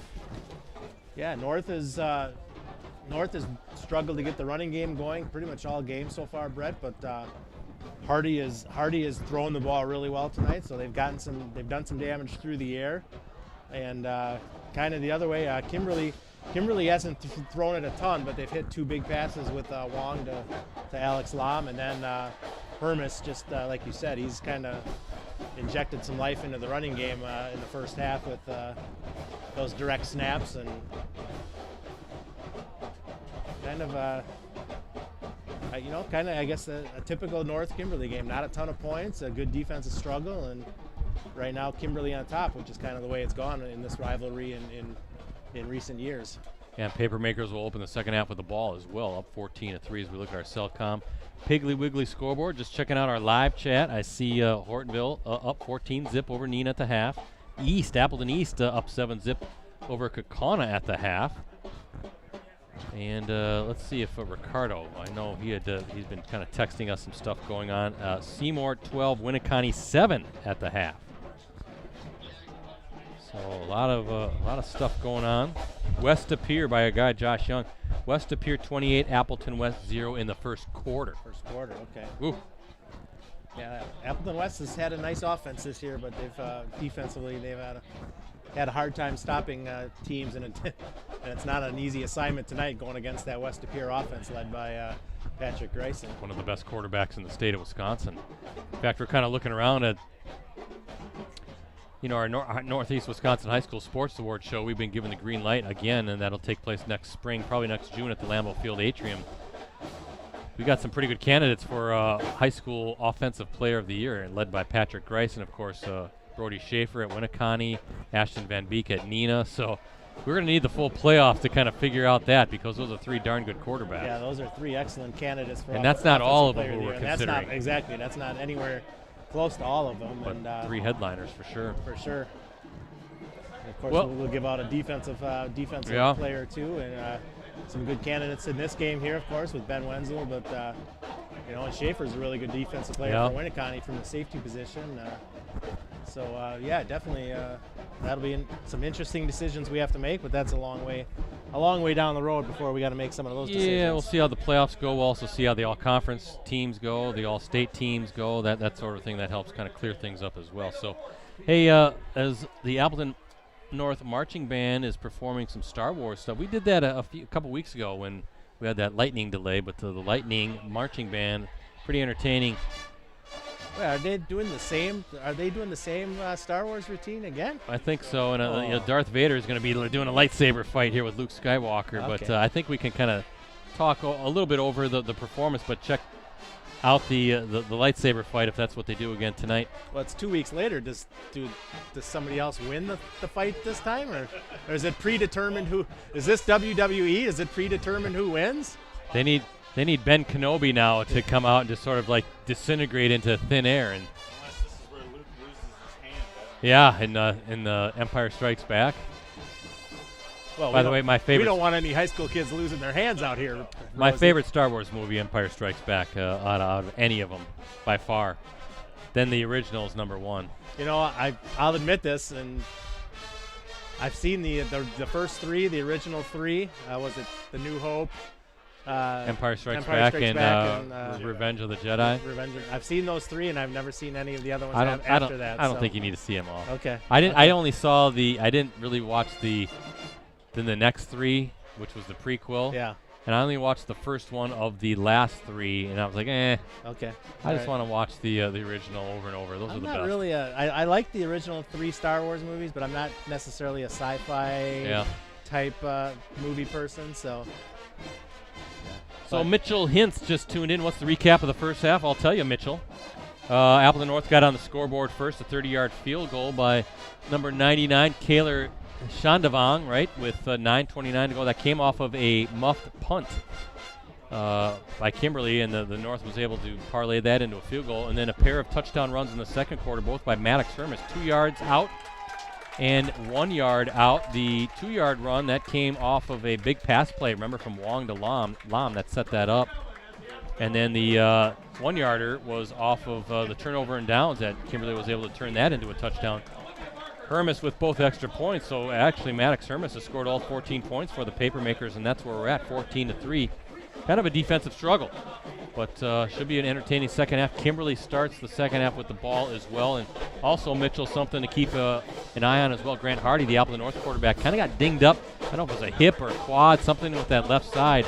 He's playing, and playing quite well. The Appleton North has been able to throw the ball, but we'll see if he can kind of loosen things up, because his legs are a big part of that offense as well. And we talked about it at the time, Brett, but the play that he got hurt on was that play where we thought he ran for the first down on the sideline. The referees didn't necessarily see it that way. They moved the ball back, and then they measured it. They measured it, and he was half a yard short or a few inches short. And that was a huge momentum shift there in the first half of that game. Yeah, he must have stepped out. Obviously, there was a crowd of guys on the sideline in front of us, so we couldn't really see. But anyway, that's where we're at. Some things coming up this next week. Clubhouse Live, that's Monday night. That's our Packers show. Takes place at the Fox Club inside Neuroscience Group Field at Fox City Stadium in Grand Chute. That's home of the Wisconsin Timber Rattlers. Also our home to Clubhouse Live. And Packers rookie wide receiver Matthew Golden will be our very special guest. You definitely want to check that out. We'll look back on the Packers-Cardinals game. Hopefully Golden, who's every week getting better and better, right? He's on the verge, I think, of having that really big breakout game, maybe a 2-touchdown type game, 100-yard game. Definitely check out Matthew Golden. He's one of our anchor guests along with Evan Williams. They're on each once a month, and Matthew was sensational when he was on in September. So definitely want to check that out. It's a free show, free parking as well. Gates open at 5 o'clock, and the show kicks off at 6:30. And we give away some prizes at the end of the night as well. We have Packers tickets we're going to be giving away in next Monday's show, so stay tuned for that. If you can't make it, you can always watch it on any of our websites, our YouTube channel here, and any of our our Facebook pages, including Clubhouse Live and Packers News. I co-host it, Ricardo. A Bears fan is also the co-host. Rosie's part of that as well, so definitely check that out. We've had great crowds. We always have a high school team of the week. Appleton North was just on a couple weeks ago. Little Chute football was on last week. But definitely check it out. Rashawn Gary was our guest this past week, so we're off and running there. Wednesday night's our Varsity Roundtable show. That's a live weekly look at the Fox Valley prep sports scene. We had Neenah girls tennis on this past Wednesday. They're headed to state, both individual and then team state. So good luck to the Rockets. But that's a fun show. Ricardo hosts it. I run the live chat again. Rosie's one of the producers. And that's 7 o'clock Wednesday nights, postcrescent.com, and also our Facebook page and YouTube channel. And then we'll be somewhere next week. Don't have the matchup yet, but we'll be streaming playoff games throughout, high school playoff football games. So find me on Twitter at PCBretzi. Give me a follow. I'll announce the matchup early next week. And we'll take you all the way through the state, hopefully the state semifinals. We can't obviously do a state final game because those are broadcast on TV. We don't have any rights to go down to Madison and do those games. So looking forward to that. I don't know, Mike, if you got some more stuff coming up at the office. No, that about covers it, Brett. Of course, like you said, we got state tournament time. It's a busy time of the year. Real quick, let's get a score, and Neenah has scored. So it's now Hortonville 14, Neenah 7. Okay. But yeah, coming up, like you said, state individual tennis is this weekend. Next weekend, we have state team tennis. And then the weekend after that, we got state cross country. And then the weekend after that, we've got state soccer and boys and girls state volleyball. Weekend after that, state swimming. And the weekend after that, Thursday and Friday after that, is state football finals. Wow. So we're really, it's started. We're into the state tournament time now. Fall season flies by, doesn't it? It did fly by. It doesn't fly by like the spring one does, but it did go fast this year. The winter one's always the more. The winter one, that's a marathon. That's not a sprint. But what I like about the fall always is like it's the, at least from my standpoint, in our live streaming schedule, you got the Monday Packers show, Wednesday Varsity Roundtable, Friday football game. It's boom, boom, boom. We really get into a rhythm that way. Once basketball, we could do a Tuesday basketball game, a Friday basketball game. We're never quite sure. Right, so yeah, the winter season's a little more disjointed that way for sure. Third quarter underway, and catching that is, I think, Bell. That was a good catch. Yeah, a real good catch on a kind of a line drive. Had to reach up for it. That's number 28, Brady Bell, and we are underway here in this third quarter. Mike Sherry also always does a great job, folks, on previewing the big matchups of the week. And, of course, this was one of the big ones. He always gets coaches' comments. And Kimberly coach Chad Michaelwitz on playing Appleton North. Quote, Appleton North has consistently played some great football games with us over the years. They are a team that always seems to be in the correct spots and assignment sure. We are looking to build off of last week's victory, stack some success, and build some more confidence heading into the playoffs. We don't need any added incentive beyond our own process, but jockeying for playoff seeding and potential home playoff games adds some motivation, end quote, as Keegan Plew. Big hole, watch out.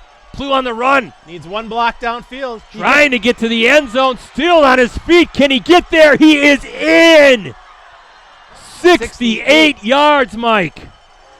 First play of the second half. Wow. Perfectly blocked play, Brett. The line of scrimmage, the offensive line did its job, opened a huge hole. He got two key blocks downfield, and then he did the rest with a nice cut back to the middle of the field.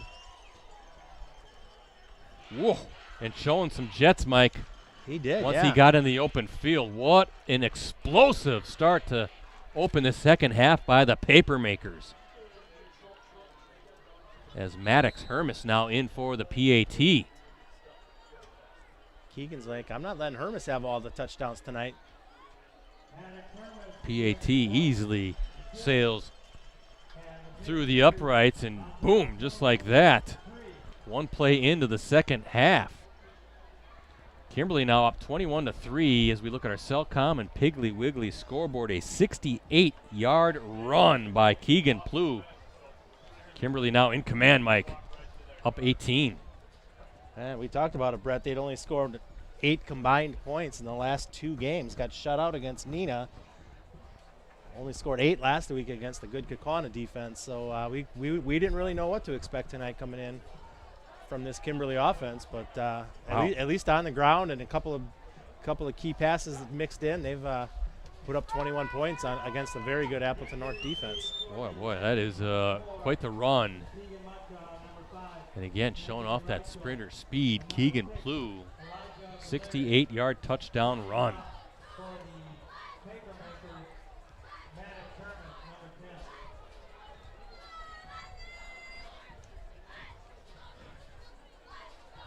Long way to go, Brett. Long way to go. Appleton North can't panic, but they've had some success throwing the ball tonight too. So, well, let's see what the Lightning can do to counter that. It's kind of one of those, almost a little bit of a kind of seeing stars, right? You take that kind of that punch, and you're like, whoa, Yeah. what just happened here? and it's gotten. Our spot here is above the north cheering section. It's definitely gotten quiet on this side of the I field. guess. Now, will that skip out of bounds? It does. So some good field position here to start. Wanted to finish the coach's comments. This is what Appleton North coach Rob Salm told Mike on playing Kimberly. Quote, they are a traditional powerhouse with great coaching and talent on both sides of the ball, and we have tremendous respect for their program. Last week we didn't play up to our standard. This week our focus is simple, get back on track. There is no better opportunity to do that than against a high-quality opponent like Kimberly. We look forward to a great atmosphere and the chance to compete and play to our standard, end quote. Yeah, I've mentioned it before, Brett, but really appreciate the coaches that get comments to me for the preview, and Coach Michaelwitz and Coach Salm, two of the best. They are quick. Monday morning, they get back to me real quick, and always have some good stuff to say about their own team and about their opponents. So. Yeah, I enjoy reading the comments from the coaches. It's always good stuff, and nice that they give you the time, right? They're busy because not only, like you said, not only coaches, but educators, typically.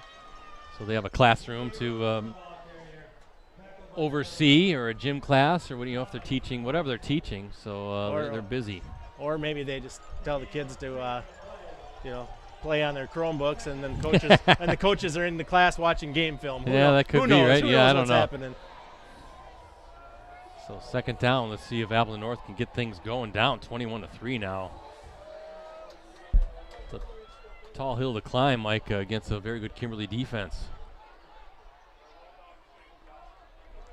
Grant Hardy. Passing game has been working. Watch out, trying to get rid of it. Throws it out of bounds. Pressure, that pocket was collapsing, and Hardy with not much time. That was the first time tonight, really, that he just did not have a receiver come free. Held on to it as long as he could, Brett, and then made the right decision just to throw it away. Wonder if, again, now an opportunity to blitz, right? Put some pressure on Hardy with an obvious passing down here. Yeah, I mean, still a long way to go in the game, Brett, but if you're Kimberly's defense, I think all you're doing is don't give up a big play, because, if you got to force Appleton North, if it's going to score, to take a lot of time off the clock and use a lot of plays to march down the field. Hardy got time over the I Almost thought it was intercepted. Yeah. Wow. Is that number 2? Pendleton there, Spencer Pendleton, I think, Brett. Thought he had it for a second. The senior defensive back coming in, able to kind of get a hand on that, but that was close. That ball had a lot of speed behind it there. Hardy really let that one go. I think how fast that one was coming in might have surprised Pendleton a little bit. Didn't have time to get his hands up. Boy, if Pendleton grabs it, that might have been a pick 6. He would have been coming around this near sideline. Might have had some green turf in front of him. So 3 and out. Boy, great start if you were the Papermakers here to open the second half. One play touchdown run by Keegan Plouffe, 68 yards. Get the 3 and out from your defense. Force the punt. Great punt by Hardy. Fair catch. That's number 11. Is that Thomas Klussman out there making the fair catch? Senior wideout. I think he had some room to return it there, Brett, but I think maybe Probably was told. might have been told exactly. We're up 21-3. Just secure the catch, hang on to the ball, and we'll let our offense do the work. Absolutely. So did a good job there, Thomas Klussman, and this offense back on the field that's starting to kind of get a rhythm. Took just one play for the Papermakers to score a touchdown to start this second half. Let's see.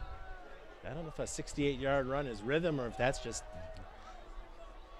Explosiveness. a lightning strike. Yeah. Yes. There's Wong. There's a pass to number 1. Lam again, his favorite target. But this North defense got to get off the field, right, to get a stop. Yeah, that's kind of the first time they've thrown a quick route there to Lam. His other catches have been kind of downfield. But you're right, Brett. North cannot afford to let Kimberly control the ball here and control the time of possession here in the third quarter. Wong comes in leading the FVA in touchdown passes with 11. As there's Plew again. Oh, boy. Whoa. Finally tripped up. Boy, Mike, Plew really showing some burst here to start the second half. He has, for sure. And give the big guys up front some credit for sealing the defenders and giving Plew a running lane. It's a couple runs tonight, Brett, where he's kind of bounced it outside there a little bit and just used his speed and maybe found a soft spot in the North defense. Look at Wong, the quarterback, out there again. Last season, 176 yards and 2 touchdowns, 14 of 16 passing, and some limited action, but came in to spell Braden Ellefson. Remember the multi-talented athlete for the Papermakers is Hermes now trying to get around and still on his feet in Appleton North territory. That's a long developing play and kind of using that speed to get around the edge. Appleton North tried to string that out, but some pretty good blocking for Hermes as well. Yeah, the Lightning defense did a pretty good job, like you said, of pursuing and getting to the ball, but Hermes still able to get almost 5 yards on first down. Remember Ellefson, the quarterback last year, also an outstanding linebacker, baseball player as well. He's at UW Eau Claire playing some college football for the Blue Golds. Braden, if you're watching, hope it's going well over there. Beautiful city and campus, Eau Claire, right on the Chippewa River. It's Hermes again, and it's going to be close to a first down. But, boy, really getting a pretty good head of steam, these running backs right now for the Papermakers. Yeah, the North defense has been on the field for a long time, Brett, too, now. So they, even though they're just coming out of the halftime break, they might be starting to wear down a little bit against this big offensive line for the Papermakers. And an athletic offensive line. They're getting these guys out in space and moving and trying to shove some guys around as well. So 3rd and 1. But again, Wong leading the FVA in touchdown passes with 11. That just doesn't seem like a lot, does it? It's kind of a defensive league this year. Oh, he's got a gap. Ooh, big time run again. Oh, flag down though. Oh, Brett. It's coming back. I think so. Late flag came in. That negates a 44-yard touchdown run, I think. Maybe too much of a hole there. That flag came out pretty quick there, so.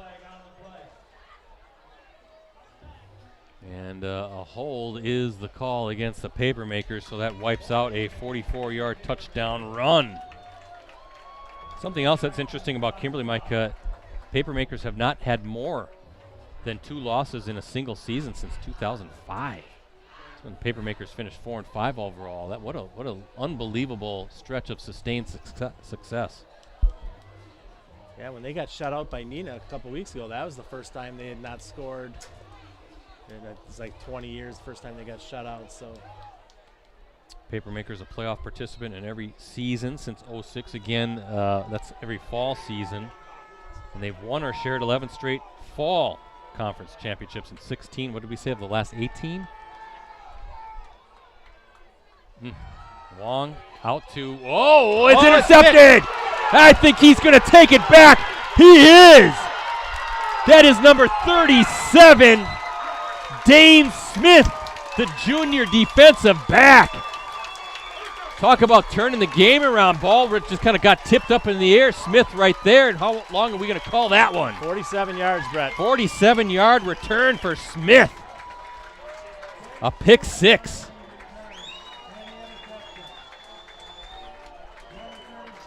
Those are the plays that can turn games around. Yeah, Hermes was open there, Brett. Ball was right on his hands, but just popped up in the air, and Smith was right place, right time. We talked about it. That's exactly what North needed, and the one thing Kimberly didn't want was a quick touchdown like that. Sean DeVong with the PAT, and how things have turned, right? We look at our Cellcom Piggly Wiggly scoreboard. Kimberly up 21-10, but just think about this. Without that holding call, it's 28-3, assuming Hermes hits the extra point, right? That negates the holding call negated a 44-yard touchdown run by Keegan Plew, and a couple plays later, interception return for a touchdown, 47 yards by Dane Smith. In a 28-3 game, now 21-10, and we got a ball game. That's a great point, Brett. Kimberly looked like it was in total control of this football game until that ball tipped up in the air, and Dane Smith was able to not only snare the interception but made a great return on it.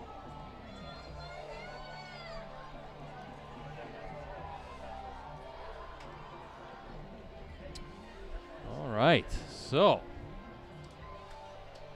just checking things over. Been kind of a fun third quarter. And a long way to go. Fondy up 42 zip at halftime. Sports Wisconsin won, Rosie. He wants to win. Is the podcast coming back? That's up to Ricardo. That's up to Ricardo. Maybe this week. Come on, Ricardo. As we talk playoffs. That's up to Ricardo. We just go by when he tells us to be there. Ricardo kind of dictates all of our schedules and lives. A little bit. Where did he get that power from? I don't know. There's a kick out of the end zone, so touchback. Yeah, we got to wrestle that power back.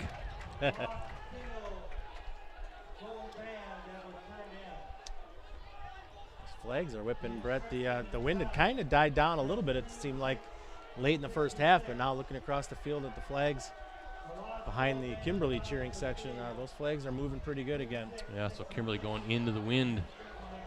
Papermakers will try to rely on that running game. You know, Appleton North has been stingy on the back end of its defense. Lightning now with 12 interceptions. That leads the conference. They had 11 coming in, now 12. Doing some good work by that. Well, yeah, defensive backs, a lot of those guys, right, getting a lot of picks. That's a lot of picks for a season. Plouffe. Well, we said it, Brett, that the way Kimberly was running the ball and the way North was kind of struggling on offense to put points on the board, North was going to need to come up with a big play on defense, and they did. Now let's see if they can ride that momentum on this drive. Huge drive here for Kimberly to kind of wrestle momentum back in its favor if it can move down the field here. North, a playoff participant in every year since '04. That's a heck of a stretch. That's a good first down run. Is that Plouffe still? I think that was Bell. Bell. Get the binoculars on. Yep, Brady Bell with the first down run. This is what I think you got to do if you're Kimberly. I know you want to kind of chuck it around a little bit. Wong's got a good arm, but I think if you can reestablish the run that, as we've seen kind of in the second half, again, you think about that touchdown run that was called back, but Plouffe's 68-yarder to open the half. The lineman kind of getting out, really doing a good job in space. I think they got something cooking right now with this running game. That's going to be offsides, right? No, they didn't got throw back. The flag. No flag. Tough sledding there, but still pushing his way. Wow. Is that Bell again? Bell again. Tough, hard running. Yeah, impressive run there. Going to be a yard, maybe 2 yards shy. Looks like a yard shy. That's a good 9-yard run. Brett Hortonville has added a field goal, so the Polar Bears are up 17-7 over Neenah with just 1:25 to go in the third A quarter. little surprised the Neenah defense is having a hard time because that Neenah defense is good. So second down for the Papermakers. Trying to respond to a pick six is now Plouffe. Some hard run. Boy, some hard hitting going on right now.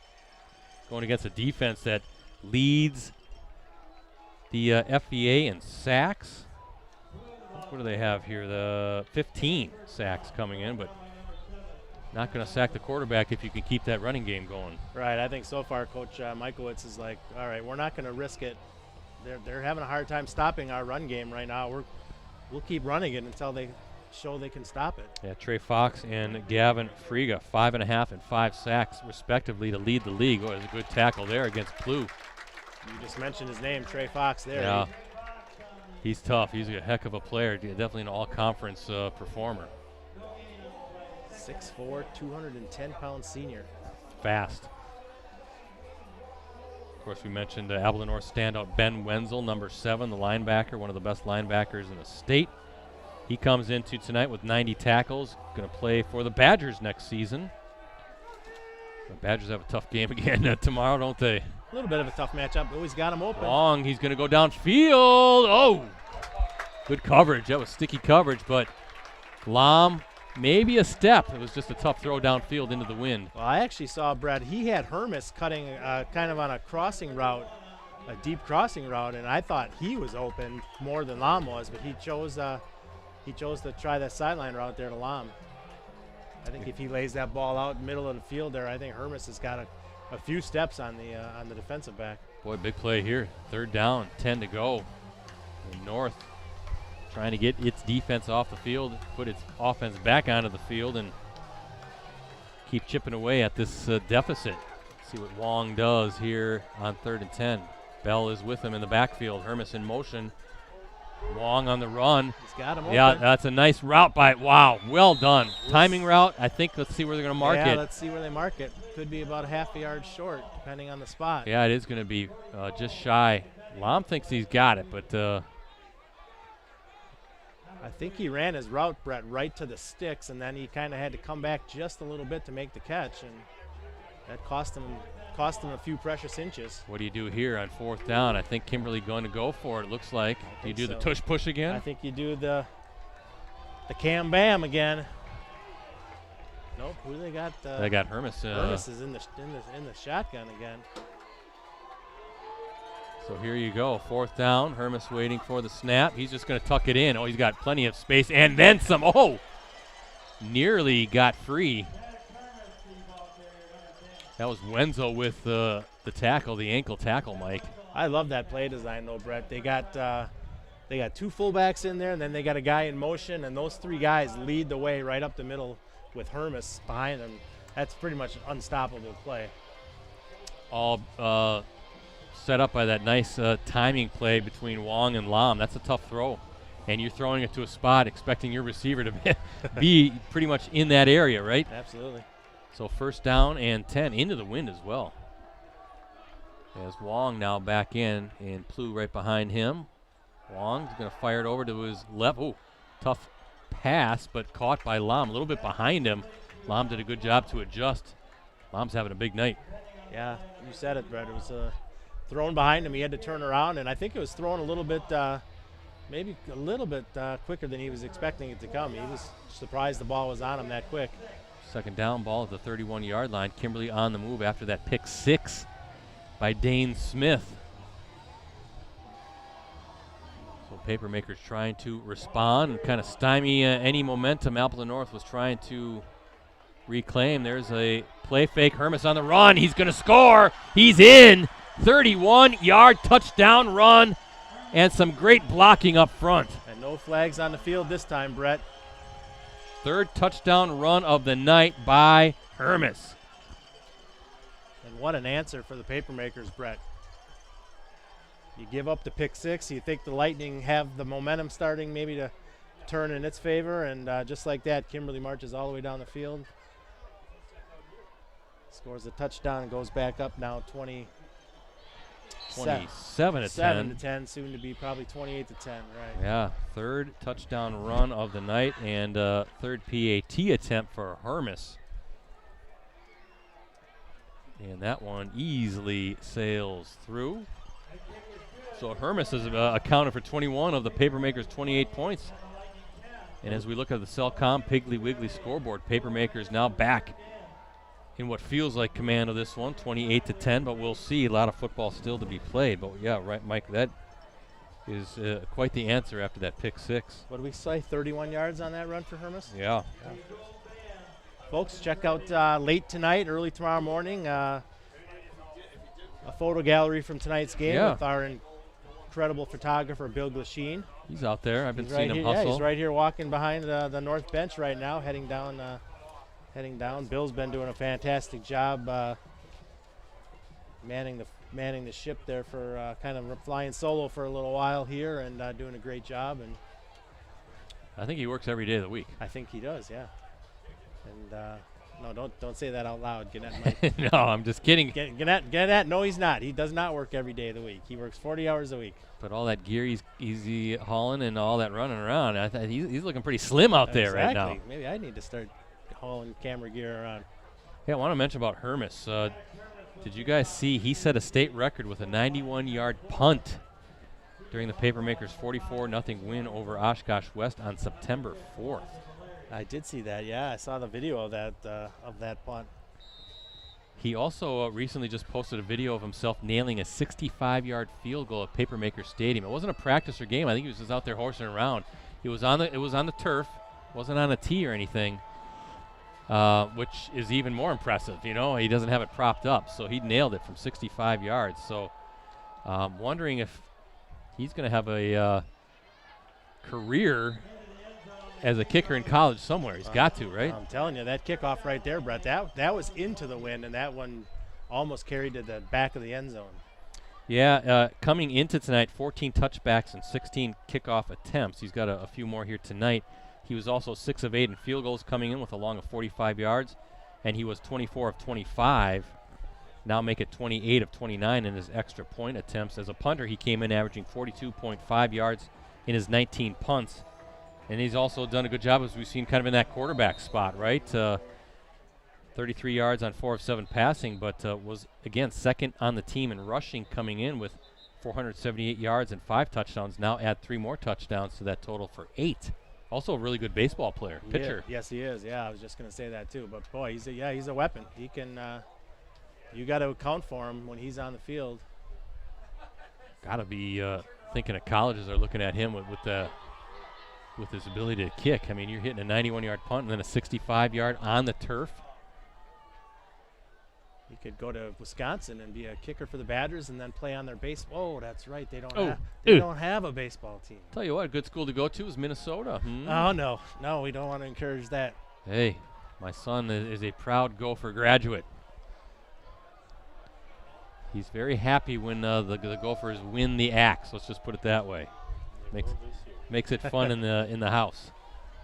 I'll have to tell you a little story about that here in a second after this play. Let's see now if the Lightning, though, can respond. Is waiting for the officials to give the all clear here. A couple quick scores, Brett, while we're waiting for the officials to get going here. Notre Dame now up 31-14 on Oshkosh North. Bayport 35-0 over Pulaski. Kaukauna 14, Appleton East 7. So what the delay is here.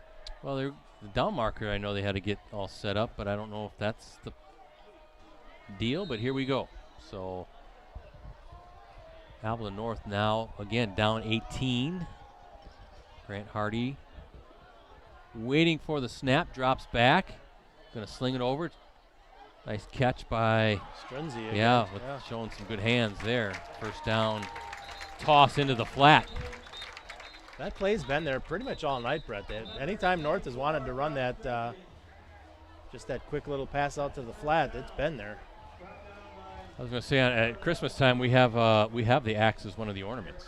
You do. And whoever has won the game. Like the full. An ornament the full axe. axe? Oh, okay. Whoever wins the game between Wisconsin and Minnesota, it's on that side. So the Badgers had the axe going into last year, right? And the Gophers won the game. Wait for this play as Hardy. He's going to hand off to Darcel Wilson. Pretty good push there by the line. Anyway, the Gophers win the game, so I had it set as with the red Wisconsin, and my son, the Minnesota graduate, when he stopped by, he didn't even really say hello. He went right to the tree and flipped it to the yellow side. And he was real happy to do that. So I'll have to have the axe. Well, I don't know when the Badgers and Gophers play, if that's going to be before or after we put up the tree, but it's going to be on that yellow side. It's up to Wisconsin now to win it back. It might be on the yellow side for a long time, the way things are looking. Some tough season for Bucky for sure. Maybe they'll pull off the upset tomorrow. Hardy, good job. Oh! Right out of the hands of Valeri. So do you know, Brett, or maybe some of our viewers know and can chime in on the chat, like in the campus bookstore in Minnesota, do they sell like full-size replicas of the axe that you can buy? Like in the well, I've been in that bookstore numerous times. That'd be kind of cool. I bet a lot of college kids would want to have like a full-size replica of the axe. I can't. Might be dangerous on party night, but keep that out of some of the fraternities. I don't recall seeing anything like that. As Hardy now, big third down play. Well, there's my Shark Tank idea. And toss. Nice. Oh, big hit. Valeri, did he catch it, though? He did. Wow. We'll see where, I don't know, Brett. I think he got a bad spot. Yeah. I think he caught that ball at about the 43-yard line, which would have been a first down. Forward progress, right? Yeah. You can hear the Appleton North fans not too pleased in front of us. No, I think that, yeah.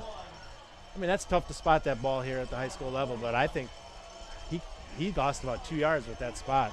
So 4th down and 1 for Appleton North, needing this one down 28-10. Heck of a catch, though, by Valeri. He took a pretty good hit, very good hit. Huge play here, going for it, 4th down, own territory here.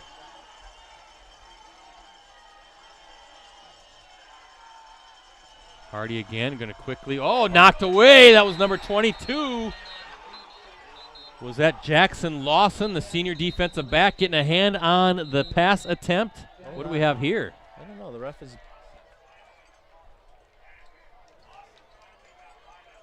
Kimberly's going back to the sideline. I think they got the stop. I'm not sure what the officials are talking about here. We're going to get is that like a procedure call, or that's going to be declined. So Kimberly takes over, turnover on downs. Maybe it was lined up incorrectly.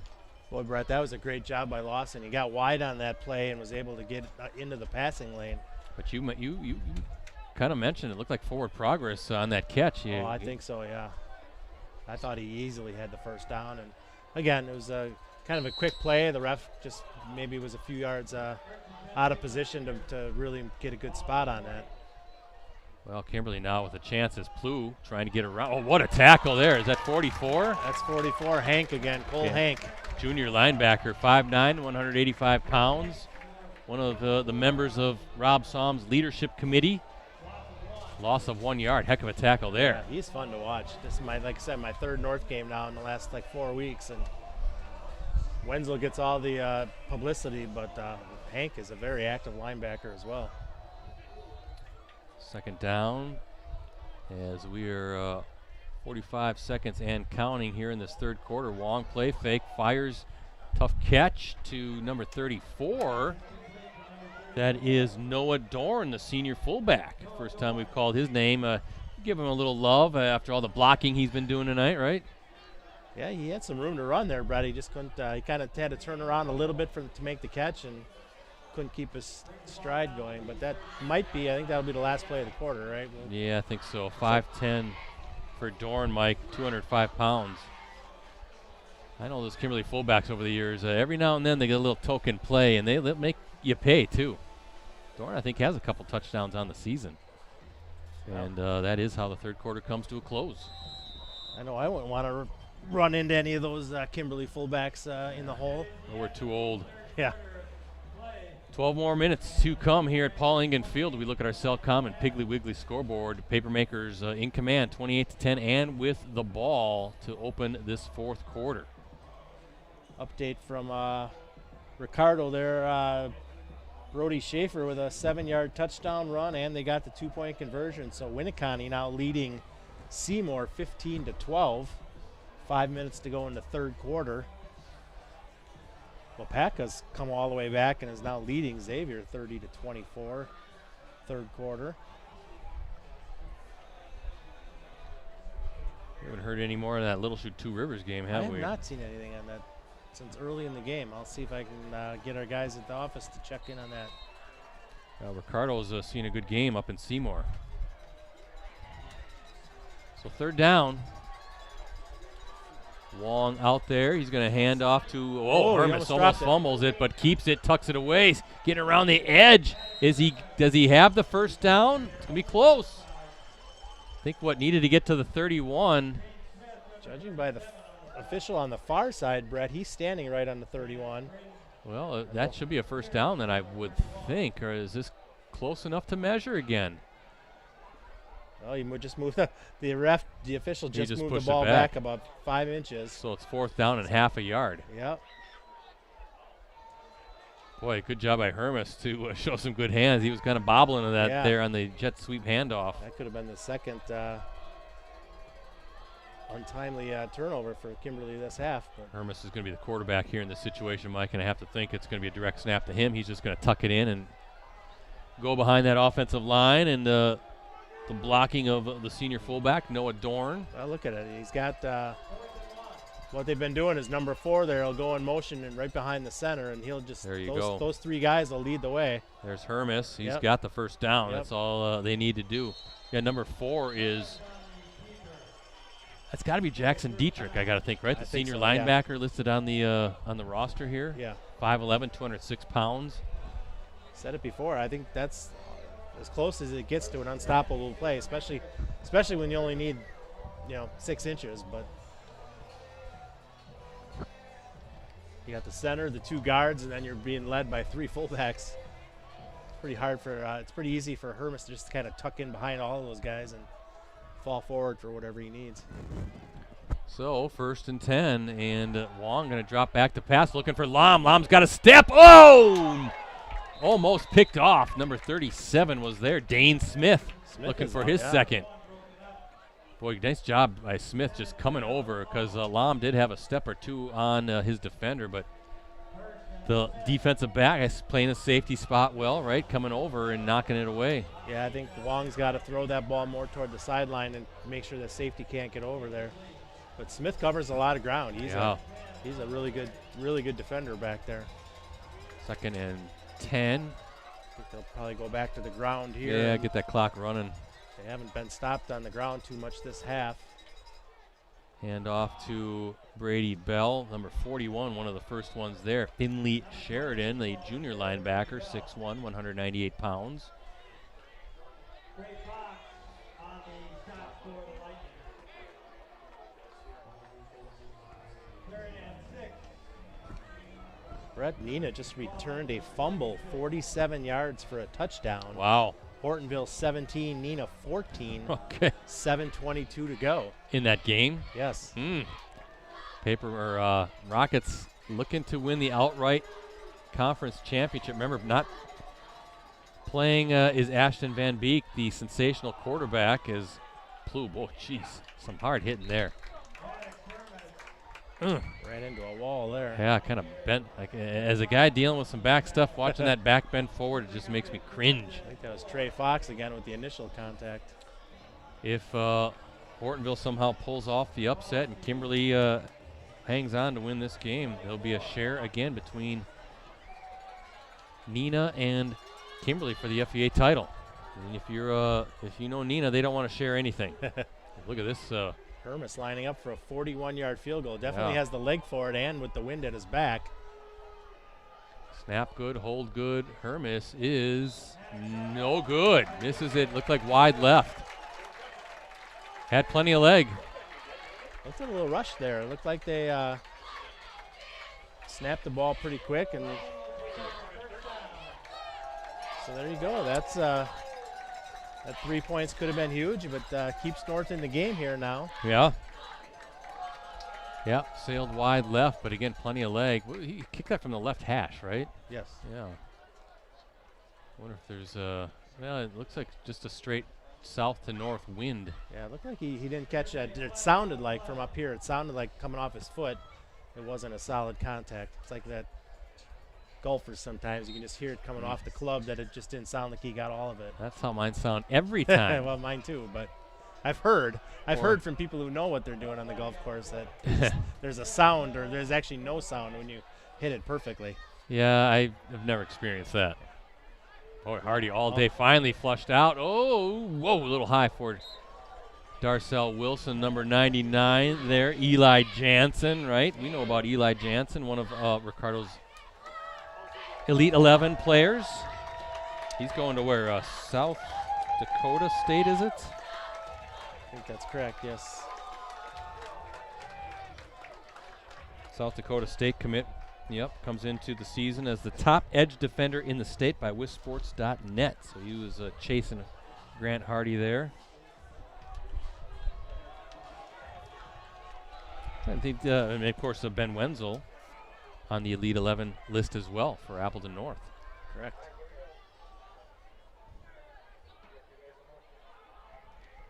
Hardy trying to get his guys lined up where he wants them.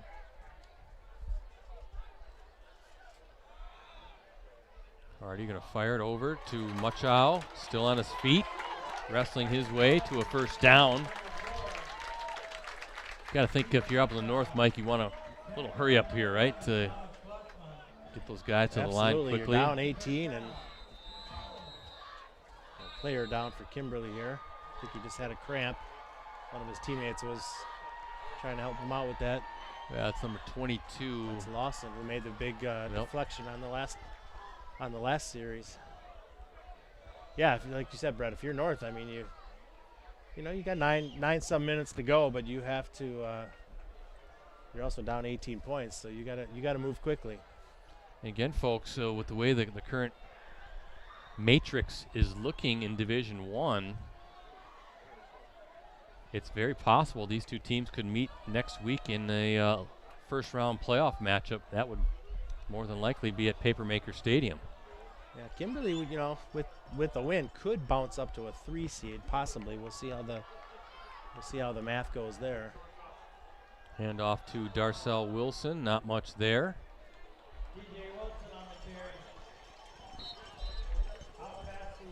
Winneconne up 15-12 over Seymour. 3 quarters in the books there, according to our colleague Ricardo Arguello, who's covering that one. Again, winner wins the Bay Conference Championship. Ricardo, our Bay Conference correspondent. Yeah. Little Chute looking to win the outright Northeastern Conference title with a win over Two Rivers. Neenah trying to win the outright conference title here in the FVA, but down to Hortonville by 3. Yeah, Neenah's got the ball back, though, Brett. They're 1st and 10 at the Hortonville 41 with 5:38 to go. So okay. Might be doing what they did against Oshkosh West and just pulling that game out late. Hardy going to swing it over. Ooh, nice Streezy. catch. Yeah. Pushed out of bounds by Brennan Resch, number 0, the senior defensive back. In the FRCC South, looks like Oshkosh North or Notre Dame in command of that one, right? Notre Dame is in command, yep, at Titan Stadium there. And West Appear look like will win the FRCC North, beating Pulaski, or is that Bayport Pulaski tonight? Bayport Pulaski tonight. Bayport's up big. The West Appear, I'm trying to remember who they're playing again. Little Chute's up 35-6 on Two Rivers. Boy, Mustangs really pouring it on this season, Mike. They're dangerous. They run that kind of wing T option type stuff. Tough to prepare for. Got a lot of running backs. That pass incomplete, intended for number 15. Ryland, is it Davia? Ryland Davia. Yeah. But they got a bunch of running backs, guys, Reese Joten, one of the leaders there, and a quarterback that can run, and then a very athletic and physical offensive line. And as you know, like in the wing T, that ball deception is. Yeah. We streamed their game against Denmark, and at times it was very difficult to see who had the football. Amazing that they can pick up that offense that quickly under Mark Kromenacher. So Mark Kromenacher doing a heck of a job going from Appleton East to Little Chute, and there's a hook up to Valeria. But that Division 4 road is going to be very treacherous with, again, Winneconne in there, Freedom in there, Little Chute. Have to think somehow, some way, those teams in some combination are going to meet. Yeah, and I was reading something earlier this week about some of the teams that got competitive balanced, moved up to D4 because of competitive balance, have made that D4 bracket even tougher this year. I always forget about the competitive balance. Oh, watch it. Wow. Is that Jansen coming in? Watch. Oh, trying to set up. Oh, what a throw. Anthony Reichel. How did Hardy, who's kind of limping after that, able to get that throw off? Jansen was determined to get there, and Hardy just kept backpedaling long enough to keep the play alive, Brett, and then found Reichel. Eli Jansen, number 99 for the Papermakers. 6'3", 245-pound defensive end. Showing his athleticism to kind of get up off the turf and chase Hardy around. Here comes Jansen again. Lofting a throw. Intercepted. Wow. Intercepted. That is number 0, Brennan Resch.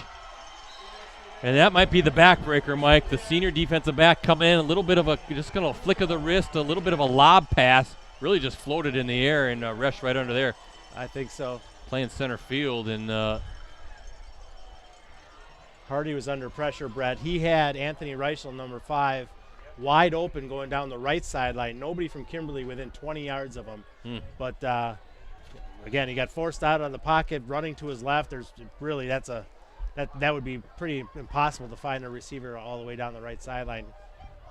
Threw the ball up for grabs there, and Kimberly made the interception. And like you said, that might be pretty hard to overcome if you're the Lightning. Well, you always hear about football teams talking about the 4-minute offense, right? This is the 4-minute offense with 7 minutes to go. Just ground and pound right now and keep that clock running. And you tell your offensive line that we're going to go and run play every play here from here on out. And try to melt this clock and get ready for the playoffs. Yeah, if Kimberly puts the ball in the air even once more this game, they should get their offensive coordinator license revoked. Brett, the Nina fumbled at the 5-yard line. Oh, Hortonville recovers. Wow. Papermakers got the ball. Still 3 minutes to go, so wow. Nina could get a stop and get the ball back. But geez, that is going to mess up the playoffs here a little bit as far as math goes, right? As that's a first down run. Yeah, you got Tier 1 wins. You got the Tier 2 points. You got a whole lot of math going on tonight at the WIA offices in Stevens Point. We have a lot of pizza ordered. A a lot of Bill's Pizza coming to the WIA office tonight. Oh, I think Todd Clark doesn't splurge for Bills. I think he goes toppers. Toppers? Nah, come on, Todd. If you're watching us, get some Bills. Get some Bills pizzas and get some Bills hot beef sandwiches. Yes, too. come on, Todd. Splurge a little bit. We love you, Todd. You do a great job. There's a great run. Speaking of great, that was a great run by Bell. Just kept his legs going, Brett, and got the first down. Yeah, I always like to do this stat when we do a Papermakers football game. Dating back to 2013, that 2013 season, the Papermakers overall record 148-12. That's a 925 winning percentage. About to be 149-12. Yeah, Ricardo. It is good, Ricardo. Ricardo would say, is that good? Of course, that stretch includes 6 state titles. As Plu, running hard still, gets the first down. 7 state championship game appearances and a state record 70-game winning streak. Chad Michaelwitz doing a great job now in his 4th season. Is Plu down? Yeah, it looks like he banged his head on the turf. Ooh, boy. That's Swung around and boom. hopefully he's all right. That would be a big blow going into the playoffs and not having one of your top running backs. Like Rosie said, he did kind of get flung down to the turf there at the end of that run. There's Chad Michaelwitz coming out right now to check on his guy. And again, hopefully Keegan Plu was all right. But 37-7 so far at Kimberly. So taking the baton from Steve Jones, right, and running with it. That was not. Those were some big shoes to fill for sure. He's already got the state title in his first year. Rob Som in his 18th season here at Appleton North. We said that's the dean of the FVA, right? The longest tenured football coach in the league's got to be, right? I think Head coach. so, and that's yeah. He's 144-54, a 727 winning percentage, and 102-31 in the conference for Rob Som. So good to see Keegan Plu up on his feet here, walking off the field.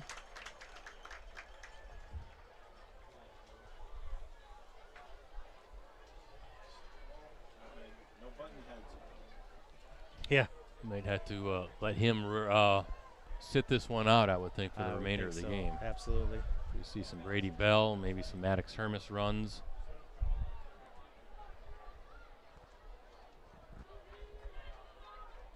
Still just over 5 minutes to go here. The clock will wind, Brett, but Kimberly's done this drive pretty much all on the ground like we said they should. And so far, the Lightning has not been able to stop it. See Cam Wong in with Brady Bell now. Going to take the handoff. Number 32 in there quickly for the Papermakers, Carson Tiegelman, the sophomore linebacker.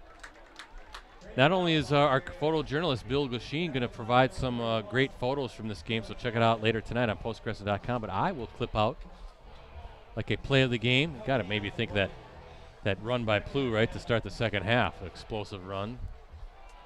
Maybe a couple runs. Maybe exactly, Hermes with that big touchdown run as well. Right. To kind of maybe ice the game, I guess you could say, or certainly make it a little bit more comfortable lead for the Papermakers. Maybe a couple explosive touchdown runs. But I'll get busy working on that after the game as well, so check out that on postcrescent.com is, Wong keeps it. Good tackle by number 8, Trey Fox, the senior defensive lineman. Yeah, I saw Hermes in motion. I thought he was going to get the ball, and the Appleton North defensive end was all over it. I don't know if that Wong saw that develop and decided to keep it, or if he was going to keep it the whole way, Brett. But I don't think that play was going anywhere either way. Wonder if Kimberly would try another field goal with Maddox Hermes if the Papermakers can't pick up this third down. I mean, maybe. You're up 18, so.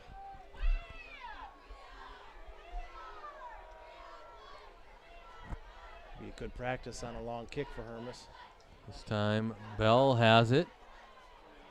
Pushing the pile. Wow, inside the 20 to the 19. And now what do you do if you're Chad Michaelwitz? I'd bring Hermes out. Why not? I think you feel pretty good leading 28-10. This would be good.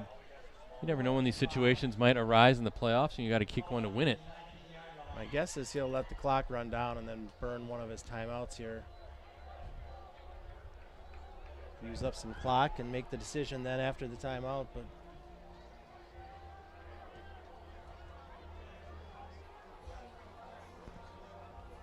exactly what he's going to do. Yeah.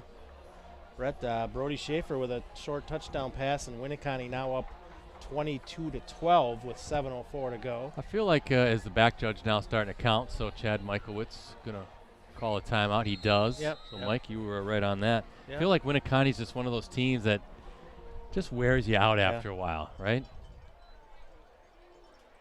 Hortonville, 1:33 to go in the game at Hortonville. Hortonville has a 2nd and 11, but Nina's now out of timeouts. Ooh. So I think Hortonville's going to win that game. Well, hold on. There's still time. If Nina can get the ball back, it's not going to be a lot of time left, and they won't have any timeouts left. So, wow, that's the that might be the upset of the night in the state. Oh, absolutely. Nina, of course, we talked about it going into tonight, number 3 in the playoff qualifying points, so that would have given them a number 1 seed in Division 1. Boy, congratulations if Hortonville can pull it off. What a way to end the season with a win over Nina. Here we go, a 36-yard field goal attempt for Hermes, 36 yards. Boy, he crushed that one, and it is no good again. No good again. Boy, that looked good from over here. Must have been left again. The Kimberly holder there, number 7, who's Cam Wong, the quarterback, he put his hands up right away, Brett. Yeah, it looked, I mean, it was high over the upright. Maybe that wind is not blowing. Maybe it's blowing that ball off target there. Because Wong immediately put his hands up and signaled that kick was good. Wow. Well, again, we were at an angle, but it seemed like it was good. But the officials are right under the uprights. They got the best look at it, and no good again. So 2:32 to play until we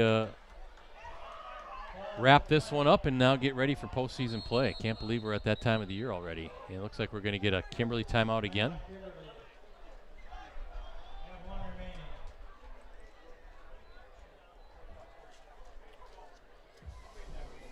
As I mentioned at halftime, up next for us, we don't know, but we will be at a WIAA football playoff opener next Friday night. Live coverage will kick off at 6:45 p.m. I'll make the announcement on my Twitter account at PCBrettsy, so give me a follow. Usually do that on Tuesday morning. You're going to make me do that too, or is Ricardo going to be back in the booth next week?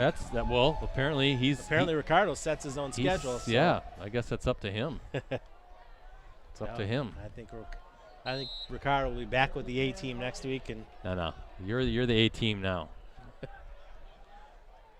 You always see some pretty good games, especially on the basketball side of things. It's number 10, is it? Owen Ryan playing quarterback. It is, yeah, sophomore quarterback.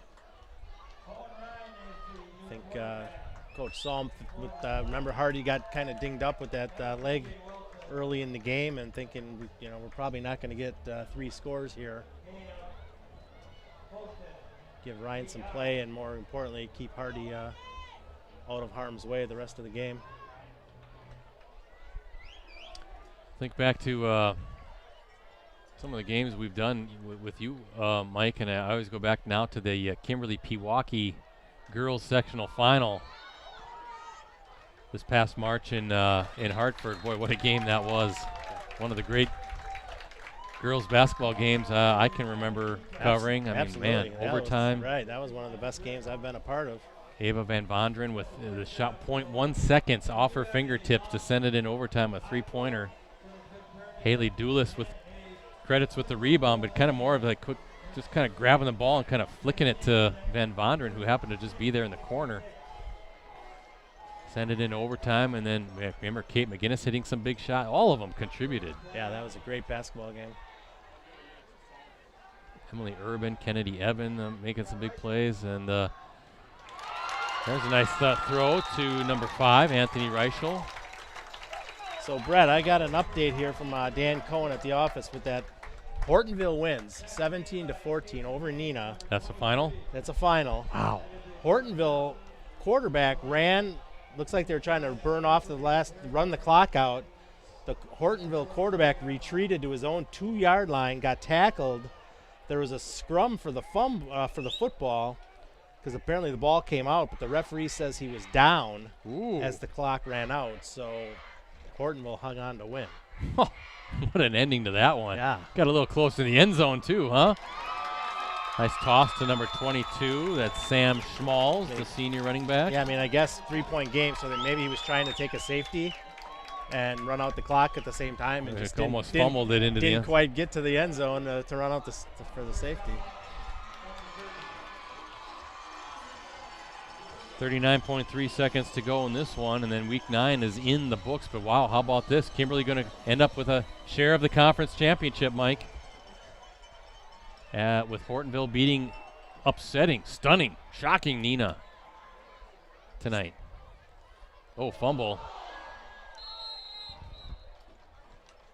Ryan gets back on it.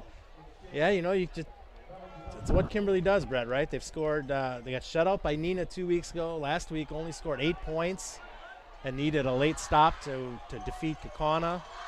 And now tonight they still end up winning the conference championship.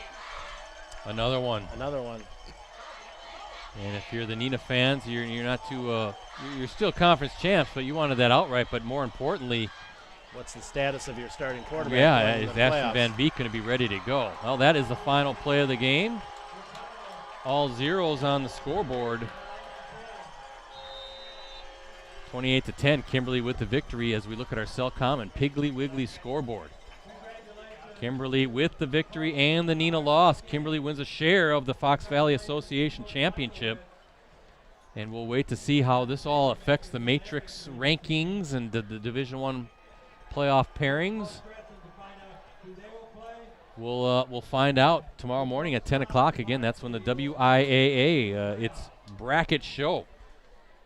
Yeah, we'll see. I think last time they unveiled Division 7 first, and then did 6, then did 5. So we'll see how they do it tomorrow. But we might be almost an hour into the show before we find out the Division I bracket, Brett. But and if you don't want to watch the show, then at 11 o'clock is when the WIAA will put the brackets on its website, and you can check it out there. But both of these teams will be in the playoffs. Yeah, that much we know. That much we know. And again, as I said, they might play each other again right away next week. See how it goes. But some quick thoughts, Mike. I don't know if you have to get down there and talk to anybody, if you're just going to head back home or head back to the office. Yeah, I'm going to get down and grab some comments from the teams here. But yeah, again, Brett, we expected. We didn't know what to expect coming in. We didn't know if it was going to be an offensive explosion for both teams because they're both capable of it. But we also know 2 great defenses. So we didn't know what the outcome was going to be. But I think Kimberly has the momentum it wanted and it needed. Putting up 28 points tonight against a good defense. Kimberly's ready for the playoffs. Appleton North now they got to regroup because it's not going to get any easier next week. As a 5 or potentially a 6 seed, they're going to have to go on the road, and beat somebody in the first round.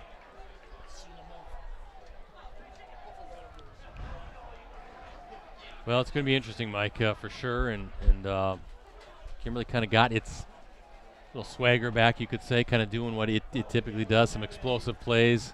Maddox Hermes had a big night, of course, the 68-yard touchdown run by Plew to open the second half. So it's going to be fun. And the first 9 weeks were fun, but it always ratchets.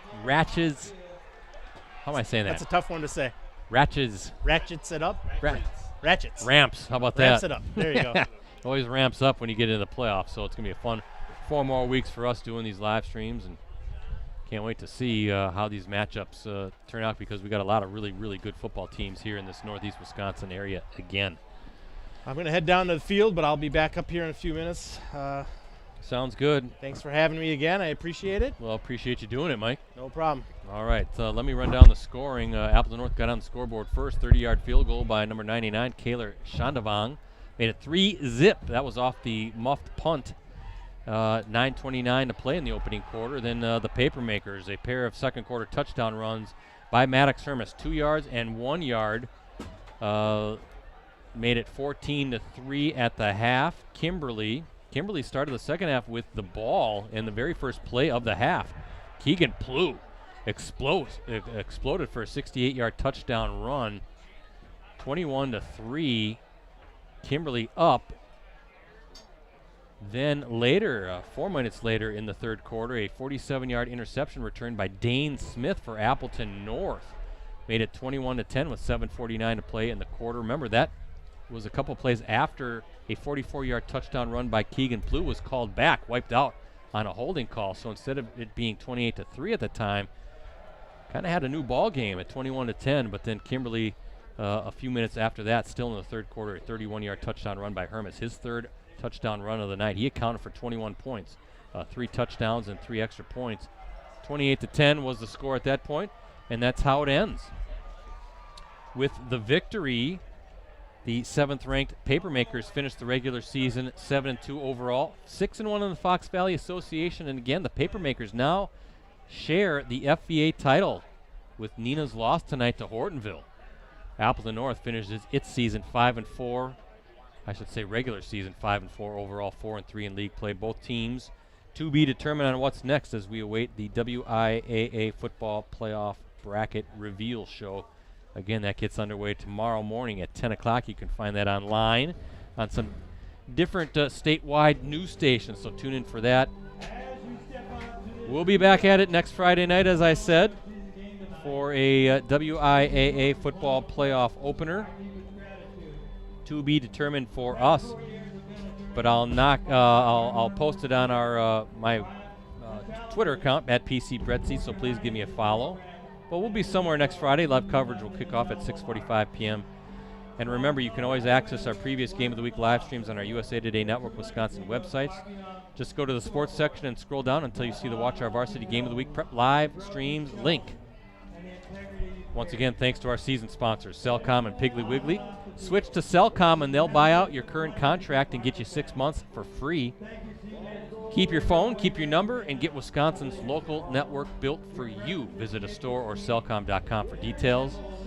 And Piggly Wiggly is proud to support Wisconsin high school athletics. As your local grocery store, they're committed to making a difference in the community, both on and off the field. Shop local, shop the pig. So for Ricardo, for Mike Sherry, for Rosie, for Bill Glasheen, and the entire USA Today Network Wisconsin crew, I am Brett Christopherson signing off from Paul Engen Field here on the campus of Appleton North High School. You can see the seniors one last time on this football field as they celebrate senior night. A bittersweet night for sure for those guys, but what a career they've had. Season's not over for either team. Playoffs up next for Appleton North and Kimberly. As we look at our Cellcom and Piggly Wiggly scoreboard one more time, Papermakers